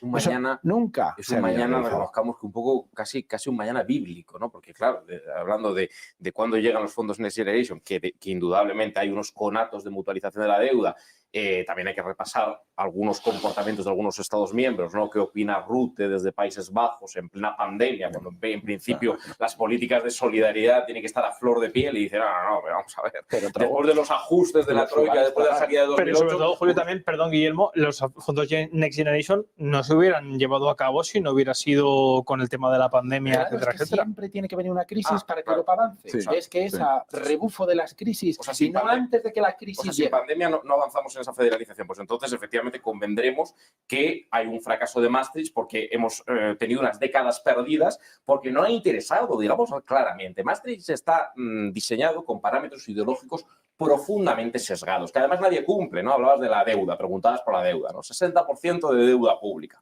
Podemos reírnos, ¿no? 60% de deuda pública. ¿Quién está cumpliendo ahora mismo eso, no? Nadie. 3% de déficit. Eran 3% de déficit, pero durante años nos ha dado una matraca con el déficit cero. Eran principios ideológicos.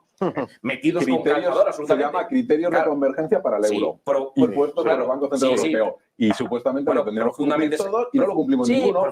Porque las diferentes crisis, incluida la famosa de 2008... La economía política puede tener vectores ideológicos, indudablemente. No es una ciencia exacta, ¿no? Es decir, no sale de la probabilidad de un laboratorio, había ideología. Si son los jefes de Estado los que ejercen esa soberanía y le dicen al Banco Central y a la Comisión, me importa 3 que haya el 3% de límite, me importa que no son haya solo los jefes de Estado, que son lo hacemos. algunos jefes de Estado, porque Austria, porque Alemania... Pregúntale a Macron, que está con la deuda Permíteme, aquí. Alemania, Austria, los países del norte de Europa, nunca les ha interesado de ninguna de las maneras establecer otros criterios. Y esa famosa federalización a la que apeláis los Estados Unidos de Europa, si implican, como deberían implicar, enormes transferencias sociales y económicas hacia el sur de Europa, no interesan. Y se han bloqueado sistemáticamente. Del 95.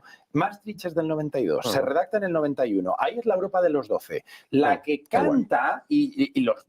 Alemania bloquea el diseño federal. La Unión Europea actual es precisamente porque un club de 12 estados redactan los tratados de la manera en que ellos quieren. Si hoy tenemos problemas es porque los señores de los tratados, véase, los estados han querido que sean así, con esas contradicciones tan enormes. Y porque Maastricht está sesgado a favor de determinados intereses nacionales en una unión monetaria donde hay un centro y hay una periferia. Guillermo, aunque sea no neguemos el principio de realidad más que la que manda es, iba a decir Führer, pero no se puede utilizar esa palabra, Alemania, ¿ok? Muy bien, pero entonces, con los criterios de convergencia, lo que se han dado cuenta, y sobre todo con la crisis que ha mencionado del 2008, es si cae España, correcto, eso caen todos los bancos alemanes, porque ¿quién tiene las deudas de España? Los bancos alemanes. Y a pesar de eso, lo que se dieron cuenta es que a pesar de eso seguimos sin conformar una unión fiscal y presupuestaria digna de tal nombre, y hemos seguido hablando hasta hace pocos años de un presupuesto del 1%. De todas maneras, respecto a toda esta cuestión que estamos ya entrando en un punto fundamental de la política europea y de la Unión Europea, que es el Banco Central y la deuda y la inflación y los tipos de interés, veremos qué pasa porque Estados Unidos ha empezado a bajar tipos y está empezando a despegar. Con lo cual, si Estados Unidos no sigue bajando tipos, veremos qué hace Europa, porque igual se queda colgada de la brocha. Al respecto han pasado cosas interesantes en términos de deuda y en términos de relación con los estados. Por ejemplo, Grecia. Grecia tuvo que ser rescatada. Se vendió entonces como un éxito el hecho de que España no tuviera que ser rescatada. Hay gente y economistas que dicen que esto fue un error porque parte del rescate conllevaría una quita, pero la realidad es que Grecia fue rescatada en situaciones bastante parecidas a la situación actual en la cual está España. Entonces, ¿no se rescata a España porque no hay dinero para rescatar a España o porque la figura del rescate para Grecia fue un fracaso? Bueno, o sea, también pongamos las cosas sobre la mesa. Los griegos, cuando digo los griegos no digo la sociedad griega, digo el gobierno griego durante muchos años falsificaba las cuentas que remitía a Bruselas. Entonces, estaban viviendo... Bueno, hay quien dice que eso ha pasado en España. Bueno, porque los pasivos en circulación no están contados en la deuda. Puede ser que nosotros también, y los italianos, es decir, los portugueses, los irlandeses, y así empezamos todos a tratar de falsificar datos para que no nos pille... Y acaban de poner a una persona insigne en el Banco Central el Banco de España, perdón. Pero lo importante...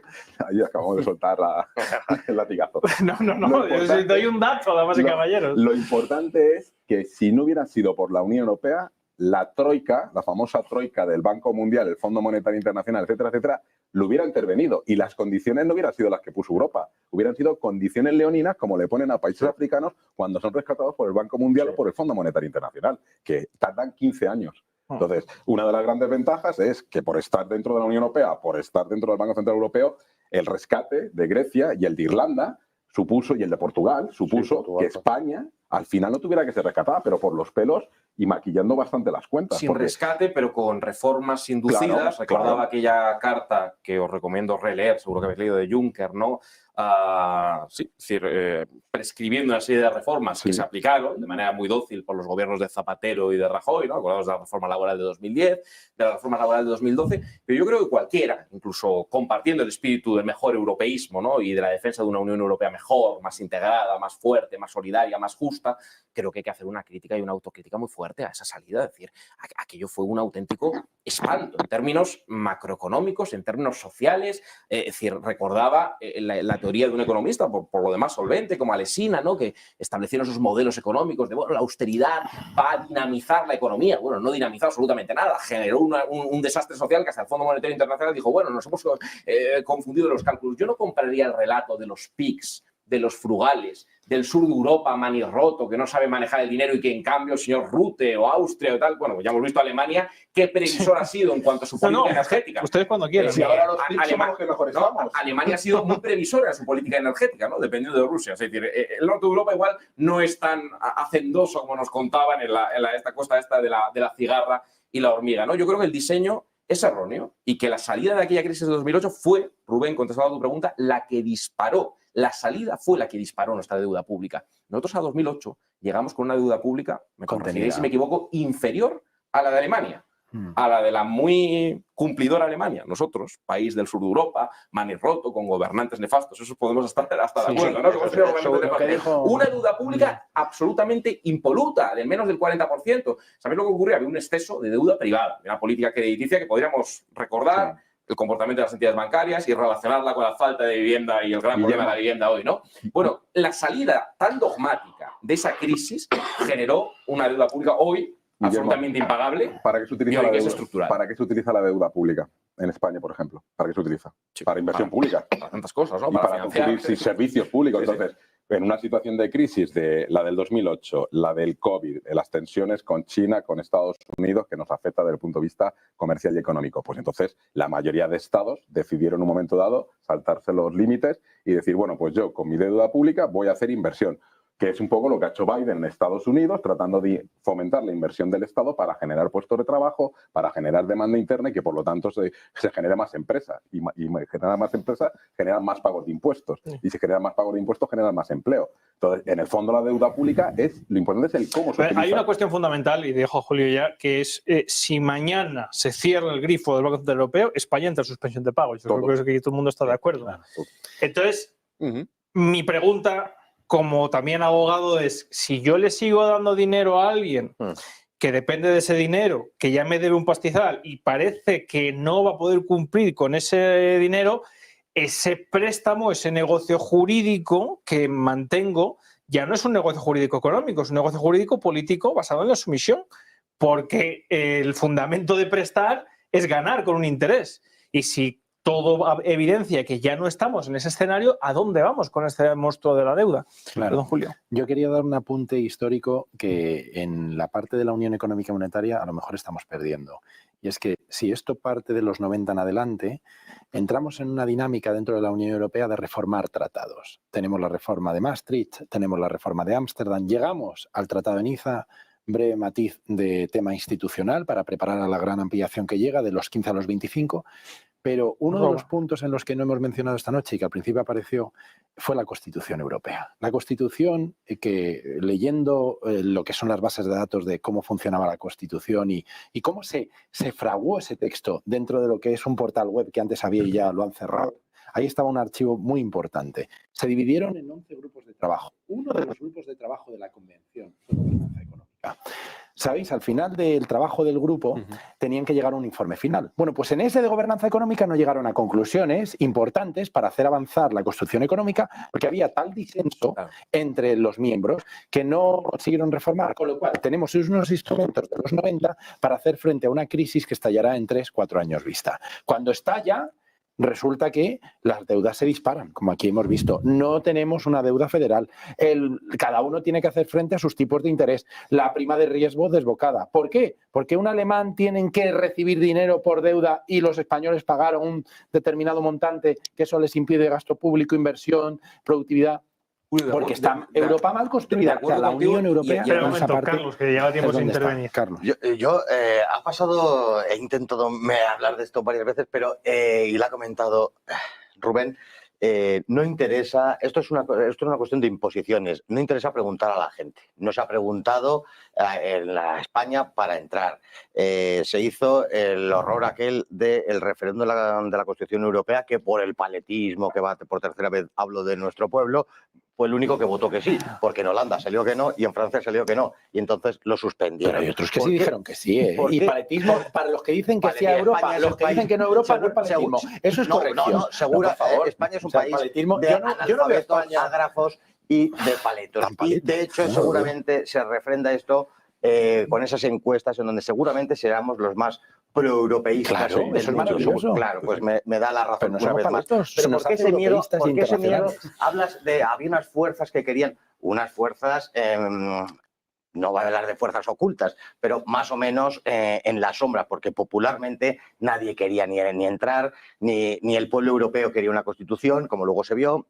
y el miedo constante a preguntar a la No se le gente. supo explicar. Carlos, Ahí me permite- No, difiero explicar, contigo. yo quería preguntar. Carlos, porque el es que fracaso no fue por la no. Constitución, el fracaso fue porque en Francia se querían cargar a Chirac y la única manera de cargar pero votaron no. y los Chirac. intereses de Vale, Estados no por la Unidos, Constitución, el atlantismo, pero en Holanda jugó una mala y en pasada. Holanda, Retardar vale, se España, hicieron- la se firma de la hicieron Constitución fue un referéndum, error. Sí, sí, Y luego tuvo la que cambiar un interpretación de gobierno eso para es la decir, tuya, No hable de la vez, que si no, Zapatero- los espectadores se llegó pierden. Zapatero y dijo, ya no vamos a bloquear más la Constitución. España estuvo bloqueando la Constitución y ese tempo, ese delay, ese retraso impidió que se comenzase el proceso de ratificación antes y eso ya enfrió los ánimos en Francia, los enfrió en Perfecto, Países Bajos. pero que no, y los descompuso europeístas el no sois proceso. muy dados a preguntar a la gente lo que quiere. Que Pero es no muy es una constitucional, no es No, no, es una necesario estar afirmación todo el día con los rotunda. No, referéndums. pero en un referéndum no es preguntar. Los Sí, referéndums es preguntar a la gente. Pero ¿y qué tradición de referéndums tenemos aquí en España? Porque habitualmente Muy no nos pocos. preguntan por muchas cosas. Bueno, claro. bajo Franco había bastantes. Bien, Sí. y aquel de la OTAN que se hizo de aquella manera. No, lo que quiero decir con eso es que el hecho de que haya referéndums tampoco garantiza que haya algún régimen democrático. Bueno, Y está preguntando a la gente por la Unión Europea sí o no. Cuando la gente no sabe la complejidad de la Unión Claro, Europea, la gente los es tonta. tratados, los vericuetos, Sí, el laberinto, coincidimos. no lo saben ni mis propios alumnos que les he dicho Sí, hoy. pero- Voy a un debate y decían los alumnos, te vamos a seguir, estamos a tope. Bueno, pues les mando un saludo y todo. Pero que a ellos les cuesta seguirlo. Imagínate el jardinero que está cortando las rosas, el panadero haciendo su pan, el zapatero que está haciendo los mejores Sí, lo zapatos. propio. Esa gente no está en el día a día de la Unión Europea. Claro. Tenemos una democracia. Tenéis que guiar a la gente que es tonta. No, no. Muy bien. Pero a mí me gustaría, trata estamos de guiar. centrando todo en cuestiones económicas. Esta cadena es una cadena económica. Sí. Entiendo la importancia, al fin y al cabo mueve en gran parte del mundo, pero no olvidemos las imposiciones. Vamos ahora al siguiente Pues punto. me ¿eh? me parece que me he leído el guión y No, juro perdón, que no me lo he leído. lo voy a presentar ya, que es un punto fundamental, nuclear para mí, que es regulación y soberanía. ¿Es la Unión Europea un freno o es un camino hacia el desarrollo? Esa es la gran pregunta, porque quiero que hablemos fundamentalmente de una cosa que expuso el señor Draghi. Y es que aquí se regula 20 veces más, por ejemplo, que en Estados Unidos. Y esto puede ser un freno muchas veces para la inversión, para el desarrollo económico y en ocasiones también, no nos equivoquemos, muchas veces se dice aquí en España que se han hecho ciertas cosas, que se han propuesto ciertas leyes porque hay que transponer la directiva europea, porque tal, porque no sé cuántos. Nuestras depuradoras, en cambio, llevan 20 años siendo sancionadas porque no se renuevan. Entonces, hay cosas que sí, hay cosas que no. Vamos a abordar este punto fundamental. La regulación europea, la legislación europea, entra en conflicto con algo fundamental, que es la soberanía de los propios Estados. Entonces, hay que dar un paso definitivo, como algunos están proponiendo, hacia la federalización total y absoluta de Europa, o no, hay que hacer un camino regresivo, como parece que están proponiendo algunos, en ese enfrentamiento que tuvieron en el Parlamento Europeo el otro día Viktor Orbán y Ursula von der Leyen. Regulación y soberanía. ¿La Unión Europea es un freno para el desarrollo? ¿Está siendo un freno o es un camino en el que hay que ahondar y seguir hacia adelante? Yo estoy un poco sorprendido con de repente el informe Draghi como si fuese un descubrimiento de algo novedoso. Las tablas de Moisés. A pesar de ser 400 páginas, este señor, que habrá cobrado una pasta por hacer ese informe, realmente no ha descubierto nada. Qué mal pensado sois. Todo lo que está ahí recogido lo tienes en miles de documentos de comunicaciones de la Comisión, en Staff Working Papers, que realizan antes de elaborar una norma. No solo eso, Emiliano, sino que Ursula von der Leyen salió diciendo, si ya lo decía yo. Claro, es que como presidenta de la Comisión ya lo había dicho 5 años antes. Entonces, de repente aparece aquí, hace unas tablitas, dice 4 ideas y ya... Pero es que periódicamente salen este tipo de informes. El grupo de los 3 expertos. Felipe González ya hizo su informe. Pero lo importante de esto es, la regulación excesiva puede ser un obstáculo, pero la no regulación puede ser un problema, porque la crisis de Lehman Brothers vino por la no regulación. Entonces, cuidado con el límite donde lo marcamos, porque, por ejemplo, ahora... Pero estamos regulando la IA antes incluso de que se desarrolle. Es necesario porque ya nosotros vamos con retraso con la IA. Los chinos lo llevan haciendo desde hace muchos años, Estados Unidos también. Por lo tanto, si no regulamos la IA, por mucho que no tenga una implantación real y efectiva en la sociedad y en las empresas europeas, nos encontraremos que se pueden cometer abusos. ¿Y quién sufre los abusos? Los ciudadanos. Nosotros como ciudadanos. Entonces, la regulación, que la Unión Europea regula mucho, pero también es un proceso de simplificar, consiste en que se legisla lo que los estados han querido que se legisle y luego esa legislación tiene que ser implementada y adaptada. Y ya es un problema de los estados el cómo la implementan o cómo la adaptan o si la cumplen, porque un porcentaje importante de normativa europea los estados no la cumplen, la pasan por el arco del triunfo.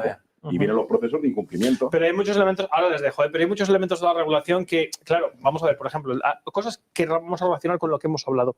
Los ganaderos se quejan de que ya prácticamente tienen que ser técnicos agrícolas para tener que tener vacas, simplemente, porque hay una serie de regulación, ya los agricultores, efectivamente. Luego, por ejemplo, pues resulta que importamos verdura y fruta de Marruecos que está regada con aguas fecales y que tiene hepatitis. Y aquí nuestros agricultores tienen que gastarse millonadas para no utilizar el pesticida que mata el mosquito de tal. Entonces, claro, al final la pregunta es, ¿la regulación que estamos implementando y cómo se está implementando está favoreciendo o está perjudicando? Nos mejora, pero si el acuerdo de libre comercio, que es otra cosa, admitimos que entren todo tipo de productos y los controles en frontera son de lo más laxo, ahí es donde está evidentemente el punto negativo. Pero vamos a ver, el sector de los apicultores se queja porque la miel de China es más barata, de peor calidad y encima viene del azúcar que le ponen al lado de las abejas. Mientras que aquí se hacen unos controles, se ven los minerales, materiales pesados.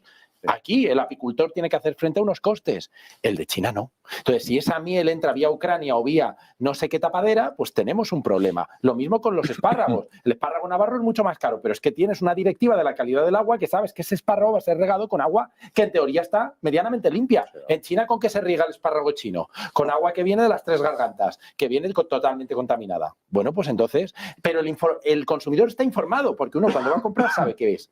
¿Espárrago chino o espárrago navarro? Pero ahí es donde hace la Unión Europea. Pero Julio, tengamos en cuenta que la gente pues, muchas veces cuando va a comprar lo que busca, lo que mira es el precio. Ahí está. Si la variable es el precio, la Unión Europea está abriéndose a un escenario donde ahora me ha llegado a decir gente que, por ejemplo, como no podemos competir contra los chinos, hemos creado una cosa que se llaman los productos bio. Entonces, claro, le damos un precio superior a los tomates, a los huevos, a no sé qué, para diferenciarlo, porque es que si queremos comerciar el mismo producto con uno que viene de fuera, no podemos competir. ¿Y no sería mejor arancelar el de fuera y ayudar al de aquí? Claro, pero para eso tenemos un arancel común. Bueno, eso tienen que decidirlo los estados. Hablemos de un caso concreto. Ahí está. Pongámosle aranceles a los productos marroquíes. ¿Sabes lo que va a pasar con los barcos de pesca de las aguas jurisdiccionales marroquíes? Que van a dejar de pescar. Claro. Porque la negociación es, tú entras tomates marroquíes, pero vas a capturar pulpos en las aguas de Marruecos y bueno. Y que seguramente la posición francesa y la española en esa materia no van a coincidir como en tantas otras, ¿no? Y ahí tenemos también los intereses nacionales en el fondo todo el tema de la política. No, porque además las empresas que se aprovechan de la régimen semi-esclavitud marroquí son francesas y españolas. No, por eso. Pero yo estoy bastante de acuerdo con lo que habéis señalado, ¿no? Efectivamente. Yo no hay un debate tampoco dogmático sobre la regulación, desregulación. Yo creo que la regulación, incluso desde el punto de vista de la soberanía nacional, hace falta. Desde el punto de vista de hecho, algunos de los problemas, hablamos de la crisis de 2008, vienen precisamente por la captura del regulador financiero, ¿no? Y hay una contradicción intrínseca en la Unión Europea, ¿no? La regulación. El de Rajoy estaba muy preocupado, ¿no? Se acordó también de UPyD, de Ciudadanos y de Podemos, pero estaba muy regulado, muy preocupado con el tapón, ¿no? Y tiene esta razón. Que fue cuando estaba él en el poder. Pero claro, efectivamente, y votaron todos los miembros del Partido Popular a favor de esa regulación. Pero bueno, no pidamos coherencia a eso, ¿no? Pero sí, yo creo que la Unión Europea tiene un problema, ¿no? Seguramente de una regulación pues muy exhaustiva en cuestiones que, bueno, podrán ser importantes, pero muchas veces son adjetivas, y en cuestiones sustantivas como las que hablábamos, como las que habla ahora Draghi, ¿cómo vamos a pagar la autonomía estratégica? ¿Por qué no nos hemos dotado de unos instrumentos de mutualización de deuda que solamente han aparecido tangencialmente después de una pandemia? Porque antes de la pandemia no aparecieron, ¿no? ¿Por qué no hay un espacio fiscal común en impuestos de sociedades? ¿Por qué ese espacio de libre circulación de capitales y de mercancías no está perfectamente delimitado a través de un espacio fiscal común? Ahí es donde hay que regular. Y yo diría regular exhaustivamente. ¿Y a favor de qué? Del bien común, de la justicia social, de la redistribución, del Estado social. En eso vamos a estar totalmente de acuerdo. Igual, poner menos el acento en cuestiones completamente accesorias, completamente adjetivas. Y yo creo que algunas de ellas, regulaciones que han venido de la Unión Europea, por ejemplo, la jurisprudencia del Tribunal de Justicia de la Unión Europea. Yo trabajo con ella como abogado de consumidores y usuarios, pues muchas veces la jurisprudencia del Tribunal de Justicia de la Unión Europea ha mejorado nuestra legislación nacional. Y en el caso ya que meten a consumidores los ha salvado de hipotecas. Yo he mantenido aquí una posición que creo que de un europeísmo crítico y por tanto más sostenible, porque claro, lo que no es europeísta para nada es hacer una visión completamente edulcorada. La Unión Europea es Narnia, no ha habido ningún problema. Los problemas se dan porque no se pudieron poner de acuerdo los 25, pero los problemas son los jefes de Estado, los jefes de gobierno. Los tratados son fenomenales. Draghi, señor que en el año 2012 se saltó los tratados y dijo, acordáis, ¿no? ¿Os acordáis? Haremos todo lo posible para salvar al euro. Y todo lo posible. haremos lo que haga falta. Se saltó los tratados, el tratado de Maastricht ha sido violentado. Sí, fue el que imprimió como si fuera conflicto. Claro, absolutamente. Entonces, bueno, la Unión Europea tiene contradicciones intrínsecas. Si no las vemos y las ocultamos, pues aparecerán bolsas de descontento y gente que efectivamente dirá la Unión Europea no me representa para nada. Yo no tengo ningún inconveniente en representar el papel del antieuropeísmo. Creo si que... lo defines bien, no pasa nada. Sí, anti-Unión Europea. Anti-Unión Europea, claro, europeo. No anti-europeo, sino anti-europeísta. Indudablemente, pues no vamos a discutir. Claro que tiene que haber regulación, tiene que haber una legislación, pero lo que existe es una burocracia, es una maquinaria gigantesca, un auténtico Moloch que ya no lo frena nadie. La casta burocrática bruselense ya es una casta ya. Y por ahí vino una de las causas del derrumbe del Imperio Soviético. Es un armazón que tiene que legislar y legislar y legislar. Y como se ha dicho, no habrá que repetirlo, cuando el campo se echó a la calle el año pasado, era una de las cosas de las que hablaban. Aquí se ha cargado las tintas sobre la economía constantemente, etcétera, etcétera, como decía antes.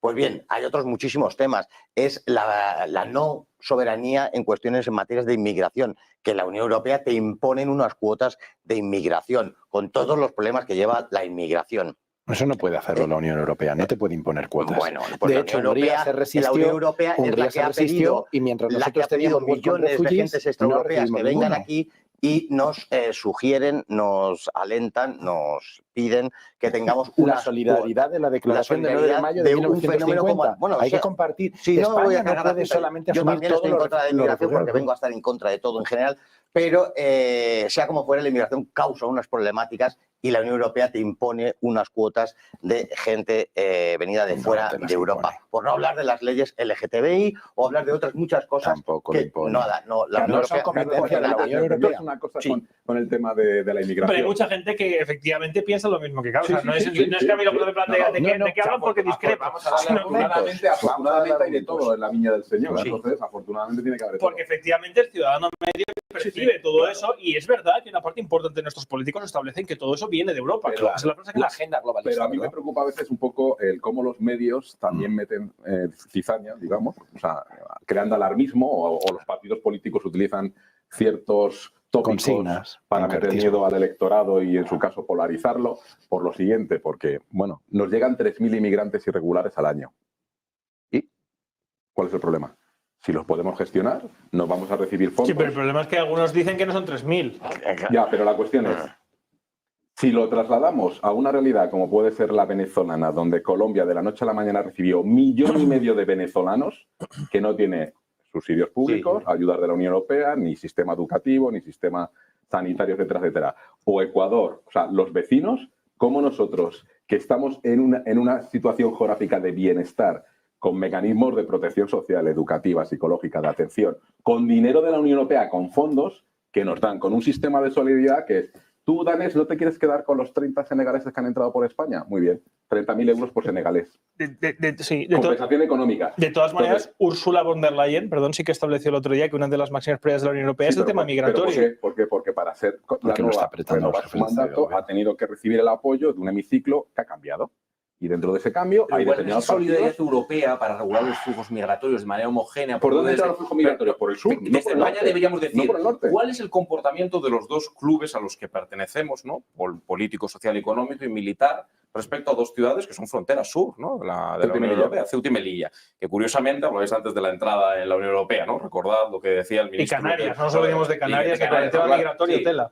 Lo que contaba el ministro de la UCD, de Suárez, Otero Nova, sobre cómo se entró y las amenazas que hubo para la entrada de la OTAN, ¿no? Sobre la posibilidad de que Estados Unidos fomentara el separatismo del Empayac en Canarias, ¿no? Y como Ceuta y Melilla se quedaron fuera, o el famoso tratado, el Tratado del Atlántico Norte, ¿no? El artículo 5, discutible en la esfera de protección de la Unión Europea. Ceuta y Melilla. Bueno, pues, hombre, hablamos, la Unión Europea tiene, creo que no hay que negarlo, tiene intereses nacionales muchas veces divergentes y claro que afloran esas insolidaridades. Muchas veces los intereses nacionales van por encima de un principio comunitario, homogéneo, solidario, simétrico, que muchas veces no existe, ¿no? Y cuando ha habido un flujo migratorio controlado, obviamente, de manera absolutamente impresentable por el corrupto y delincuente monarca marroquí, ¿no? Con el que, por cierto, algunas potencias occidentales, como Estados Unidos, tienen una gran relación, otras potencias occidentales, como España tiene una... No, España también tiene una política no de vecindad, sino de sumisión,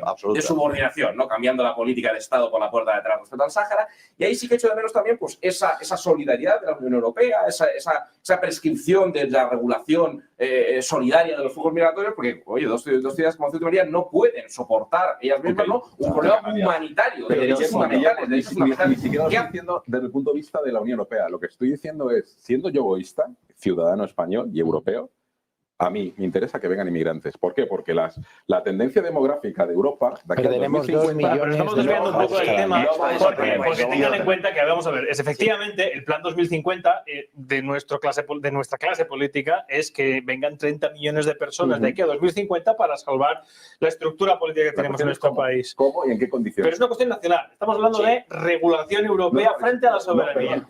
La inmigración es una política desde el punto de vista del control de la inmigración irregular y parte de la regular es competencia de la Unión Europea. Quien legisla es la Unión Europea y los demás la implementamos. Pero hay una cuestión... Sí, pero Italia, por ejemplo, ya ha dicho que no va a acatar. Bueno, pues Italia no la acata, iniciarán un procedimiento de incumplimiento contra Italia, suspenderán los fondos a Italia como han hecho con Hungría y como probablemente hagan con Polonia, porque el señor Donald Tusk ha dicho que va a intentar cambiar la política de asilo. Bueno, que no es una obligación solo europea, sino también internacional. Ahora, la cuestión que se está debatiendo, y esa es la lucha política real, es la recuperación de la soberanía, el poder decidir sobre determinadas cuestiones o entregarte enteramente a ese Moloch que es los Estados Unidos de Europa. Esa es la cuestión. Está Hungría, Italia en esta cuestión, el Reino Unido en su momento, y han elegido... un tiro en el pie.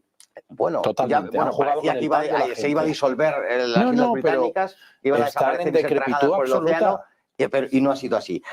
Pero sea como fuera, sea beneficioso o no lo sea, la lucha de ahora y esas dos visiones es la recuperación de la soberanía o la entrega ya absoluta a unos Estados Unidos de Europa, que sería el acabose. Algunos quieren volver a los tercios de Flandes y eso no va a ocurrir. El mundo del ayer tiene diversos nombres. Bueno, perdón, y te dejo a ti. Pero el de hoy... Entramos en los últimos 10 minutos. Disculpen, vamos a intentar que haya alguna pregunta al final del programa, pero quiero abordar el último apartado que tengo preparado para el debate de hoy, que es desafíos y propuestas a futuro. Saben que siempre intentamos terminar los programas con propuestas y de manera constructiva. Hemos hecho un análisis y un repaso de los diferentes cosas que se podía hacer bien, mal y se han podido hacer mejor.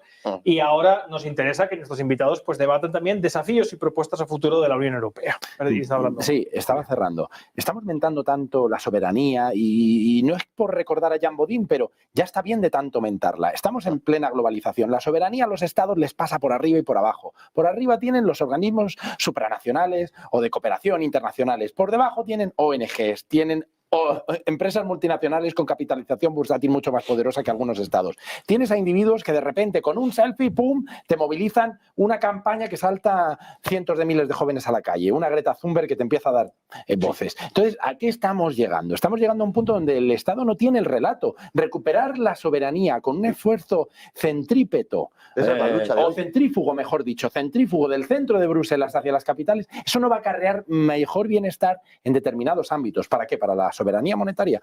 Insisto de nuevo, ¿para qué queremos una peseta? Para competir contra el dólar. ¿Y para qué tenemos una política exterior? Para quedar como estamos quedando con la diversidad de... Pero todo lo que has dicho, Julio, plantea desafíos respecto a que efectivamente hay también grandes grupos de poder económico detrás. Has hablado de Thunberg, has hablado de campañas de... ¿Pero dónde están esos grupos? En Estados Unidos. No tenemos empresas de esa capitalización aquí en Europa relacionadas con la IA o con la inteligencia artificial o con las tecnologías. ¿Por qué? Porque las empresas que innovaban hasta hace pocos años y las que siguen haciéndolo son las automovilísticas. ¿Dónde están esas empresas que tanto Draghi está denunciando de que tengan una capitalización de miles de millones de dólares en los últimos 50 años? No hay, en Europa no las tenemos. ¿Por qué? Porque la regulación de la que volvíamos al ámbito anterior es tan densa, hay una maraña tan compleja que se mezcla la de la Unión, la de los estados, en nuestro caso las comunidades autónomas. Ya para el mero empresario que quiere abrir su empresita y poner un determinado negocio, se tiene que enfrentar a la regulación de Madrid, a la de Castilla y León, a Castilla-La Mancha, de que estamos hablando. No es por la regulación, la falta de competitividad no es por la regulación, es por la dependencia en músculo industrial, por unos modelos productivos decantados en economías terciarizadas y de servicios no es tan fácil como una hiperregulación. Entonces, vamos a ver, propuestas de futuro, ¿no? Yo empezaría por decir que si formamos parte de un club que pone en valor una serie de principios, como son los del Estado social y democrático de derecho. Pues, por ejemplo, vamos a hablar de algo que no sea economía, ¿no? Que igual podemos estar de acuerdo hasta todos aquí, ¿no?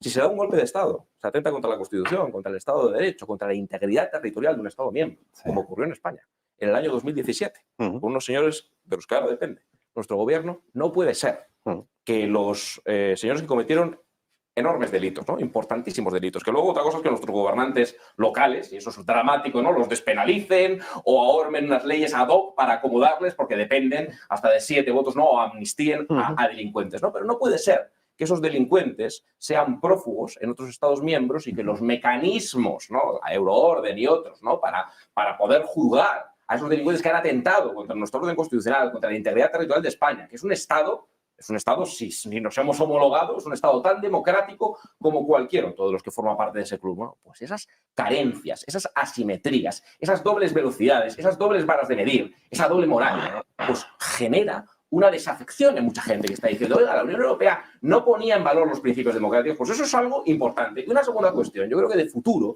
si queremos reforzar esa Unión Europea, no podemos estar eludiendo constantemente la crítica, la autocrítica, los principios europeos. Los principios europeos son como, están en una urna de cristal, están en la torre de marfil y por debajo están los populistas, los comunistas, los fascistas, los soberanistas. Yo, por cierto, tampoco hago una defensa de la soberanía. Me llama la atención algunos soberanistas que defienden el soberanismo frente a la regulación, como si la soberanía nacional no estuviera llena de regulaciones. Yo sí defiendo la soberanía nacional para defender la democracia y para defender importantes regulaciones, por ejemplo, de un sistema económico injusto, ¿no? Entiendo que se refiere a la regulación supranacional. Claro, pero hay algunos soberanistas que son soberanistas y a la vez anarcocapitalistas, ¿no? Porque en el mundo de las contradicciones. Pero precisamente decías un ejemplo, ¿no? Empresas multinacionales cuyo capital bursátil pasa por encima del poder de los estados. Bueno, pues eso es un déficit democrático, porque el Estado-nación, no el Estado es la realidad en la que vivimos el Estado social hoy, y democrático no de derecho, sí, pero esas carencias de la globalización económica y financiera tiene verdaderos agujeros negros en términos democráticos y en términos sociales. Y eso genera descontento social, y eso ha generado desigualdad, y eso ha generado pobreza, y eso ha generado que mucha gente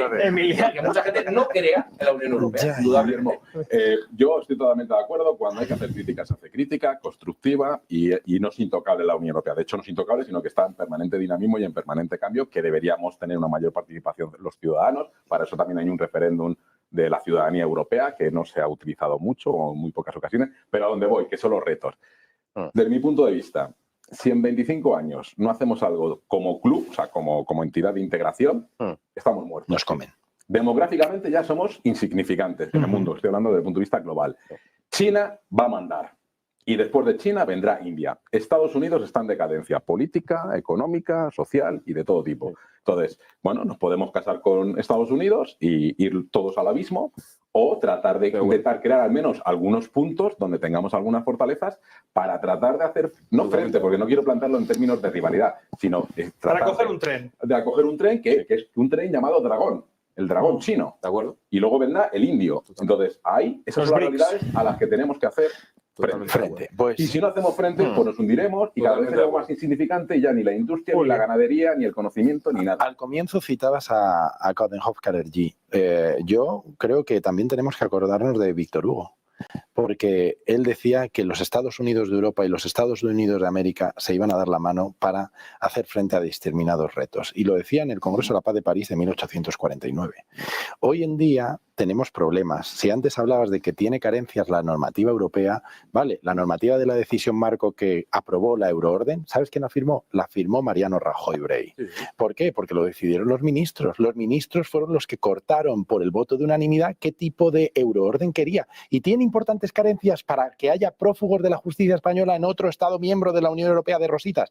Pues los tiene. ¿Por qué? Porque los ministros no han querido ceder en que haya un sistema donde si hay una justicia de un Estado miembro que reclama a una persona, que se entregue automáticamente. Para eso no necesito una normativa. Si hemos dicho que acabamos la extradición con el espacio de libertad, seguridad y justicia, marcamos una orden europea de detención y entrega que sea inmediata, porque la justicia de un Estado la reclama. ¡Punto! Eso no debería de haber más discusión, pero los estados quieren zonas grises. Esa normativa tiene carencias. Entonces, hacia futuro, ¿qué tenemos que mejorar? Los plazos. Tenemos que darle más poder al Parlamento Europeo. Decimos que la ciudadanía tiene menos poder. Yo daría incluso más voz. ¿Sabes de lo que tienen miedo los estados europeos? De que haya un jefe por encima de ellos. El Consejo Europeo, que es una reunión de jefes de Estado y de Gobierno que decide las grandes cosas de hacia dónde va Europa, si va a la derecha, a la izquierda o al centro, se quedan quietos porque no hay acuerdo. Yo diría, tenemos que tener un presidente de la Unión Europea. ¿Qué presidente? Alguien que votemos todos los europeos en una misma fecha, pero no quieren a un señor o señora con 300 o 200 o 150 millones de votos. ¿Por qué? Porque ahí está el gran problema. Para que el señor Orbán siga replicando, el señor Sánchez siga replicando, Macron o el que sea, necesitan sentirse ellos importantes en esos adultos en la sala que tanto pintó el señor Varoufakis, que realmente parece que no hay adultos en la sala. O sea, ¿por qué? Pero Julio, perdón. Es que cuando hacemos esa homologación, claro, que yo entiendo, tenemos que tener en cuenta que, uno, los Estados Unidos de América se fundan sobre un solar y eran colonias británicas y formaban parte de una misma cultura y una misma pertenencia a una soberanía, como era el rey Jorge y el Parlamento, que en este caso, como les niega la igualdad, pero en este caso estamos hablando de naciones antiguas, es decir, ¿a dónde voy? ¿Alguien considera que los españoles van a aceptar lo que dicte un presidente polaco o francés o Pues mira, húngaro o inglés? Te respondo. Mira, si España en su momento... No digo los ciudadanos por supuesto. Si la monarquía hispánica en su momento tenía 4 virreinatos y esos 4 virreinatos se independizaron y fundaron más de 20 repúblicas, ¿por qué no han fundado unos estados federales en la parte iberoamericana, compartiendo 2 lenguas y un pasado? Ha habido un Reino Unido y unos Estados Unidos que han estado peleando para perderlo todo y han construido un relato de leyenda negra sobre eso. El Congreso Anfictiónico de Panamá, porque no quisieron allí reunidos en 1826 decir vamos a avanzar hacia una Europa federal. Bueno, perdón, Carlos, porque si no voy a meter yo en el debate. Estamos terminando, Julio, me maravilla que en 1886 el zapatero y el lechero de esos que hablabas eran bobos y de repente por arte vivirlo que en el 2024 sí vas a contar con su voluntad y les vas a pedir la opinión acerca de tal o cual cosa. Es que ya se la hemos pedido. Nos ha iluminado. En la conferencia sobre el futuro de Europa se la hemos pedido y no les hemos hecho 0 de caso. El mundo está cambiando, el mundo hay que abordar la cuestión de la descarbonización y la competitividad, cómo se maneja esas cuestiones, las cuestiones de la 4ª revolución industrial. Hay una serie de cuestiones que Europa se está quedando atrás, claro. Y con eso nos iremos, de no actuar, nos iremos por el sumidero de la historia. A los Estados-nación. No tenemos, los 4 que estamos aquí, supongo que no tenemos las grandes claves, pero hay que responder a estas y a otras muchas cosas. No me quiero ir sin decir que traer a 30 millones de personas de fuera del continente europeo, meterlos en España, significa la muerte de España. No, perdón, no 30 millones, 30 millones en toda Europa. Pero mucho más. No, 30 millones en España. De aquí al 50 no, en España, el plan del gobierno de España, el plan 2050 es, de aquí a 2050, traer a 30 millones de personas a España. Entonces ya no discutiremos nada. Es un tema de políticas de integración que, de nuevo, dependen de las autoridades locales. Una buena integración de la migración no tiene por qué ser 30 millones, puede ser 30 millones es una les voy a dejar 20 segundos a cada uno, Guillermo, 20 segundos para que den una última conclusión y despedimos el programa. Empezamos por esta que estabas hablando tú, Emiliano. Bueno, que creo que tenemos que apostar por más Europa, tratar de que haya, digamos, una mayor participación ciudadana y que los retos están ahí, están identificados y la cuestión es o que avanzamos o, como ha dicho Carlos, nos vamos por el sumidero y no nos tendremos que preocupar si somos españoles, franceses o alemanes, porque no seremos nada. Guillermo. Pues una transformación profunda de las estructuras y de los tratados y especialmente de las inercias que arrastramos desde Maastricht será imposible. Tiene sentido un club de integración supranacional, de fortalecimiento entre diferentes estados-nación, pero no de debilitamiento de la soberanía nacional, de proyección de esa soberanía nacional en estructuras que no controla a nadie y que no son democráticas. Y ahí tenemos un verdadero déficit. La Unión Europea necesita una constitución. Tiene que devolver la vista a los padres fundadores de Europa. Tenemos que construir aquello que ellos quisieron, una federación. Y lo único que necesitamos es dar más voz a la ciudadanía, apostar por un proceso inclusivo, apostar por políticas sociales, una unión económica y monetaria más reforzada, una política exterior clave europea, una política de defensa clave europea. Pues no puede ser que tengamos 12 tanques de combate y los estadounidenses 1. O sea, nosotros tenemos que avanzar hacia una construcción europea con medios y pensando en el futuro. Carlos. Bueno, mi intervención última era eso, afrontar todos esos retos de los que hablaba, pero que creo que a donde nos conducen es a la desaparición de la Unión Europea y de la cultura europea. la cuestión es de mucho mayor calado, pero hoy no tocaba hablar de determinadas cosas. Pues Carlos, muchas gracias por venir al programa esta noche. Guillermo, también, muchas gracias por haber acudido. Emiliano, un verdadero placer. Julio, un placer haberte tenido. Y a todos ustedes, desde luego, ha sido un placer estar en el debate de hoy, que considero que ha sido interesantísimo, y espero no solamente que hayamos abordado tanto el origen de la cuestión de la Unión Europea, sino que hayamos desgranado una serie de claves y puntos de vista muy diversos sobre aquello que fundamenta el desarrollo político y económico de España en el marco institucional en el cual nos encontramos. Desde luego, siempre intentando que sean ustedes los que construyan un criterio, una opinión libre, que es lo que cada vez parece que no se quisiera que la ciudadanía tuviera. Nos vemos el próximo lunes a las 10:15 aquí, en Origen.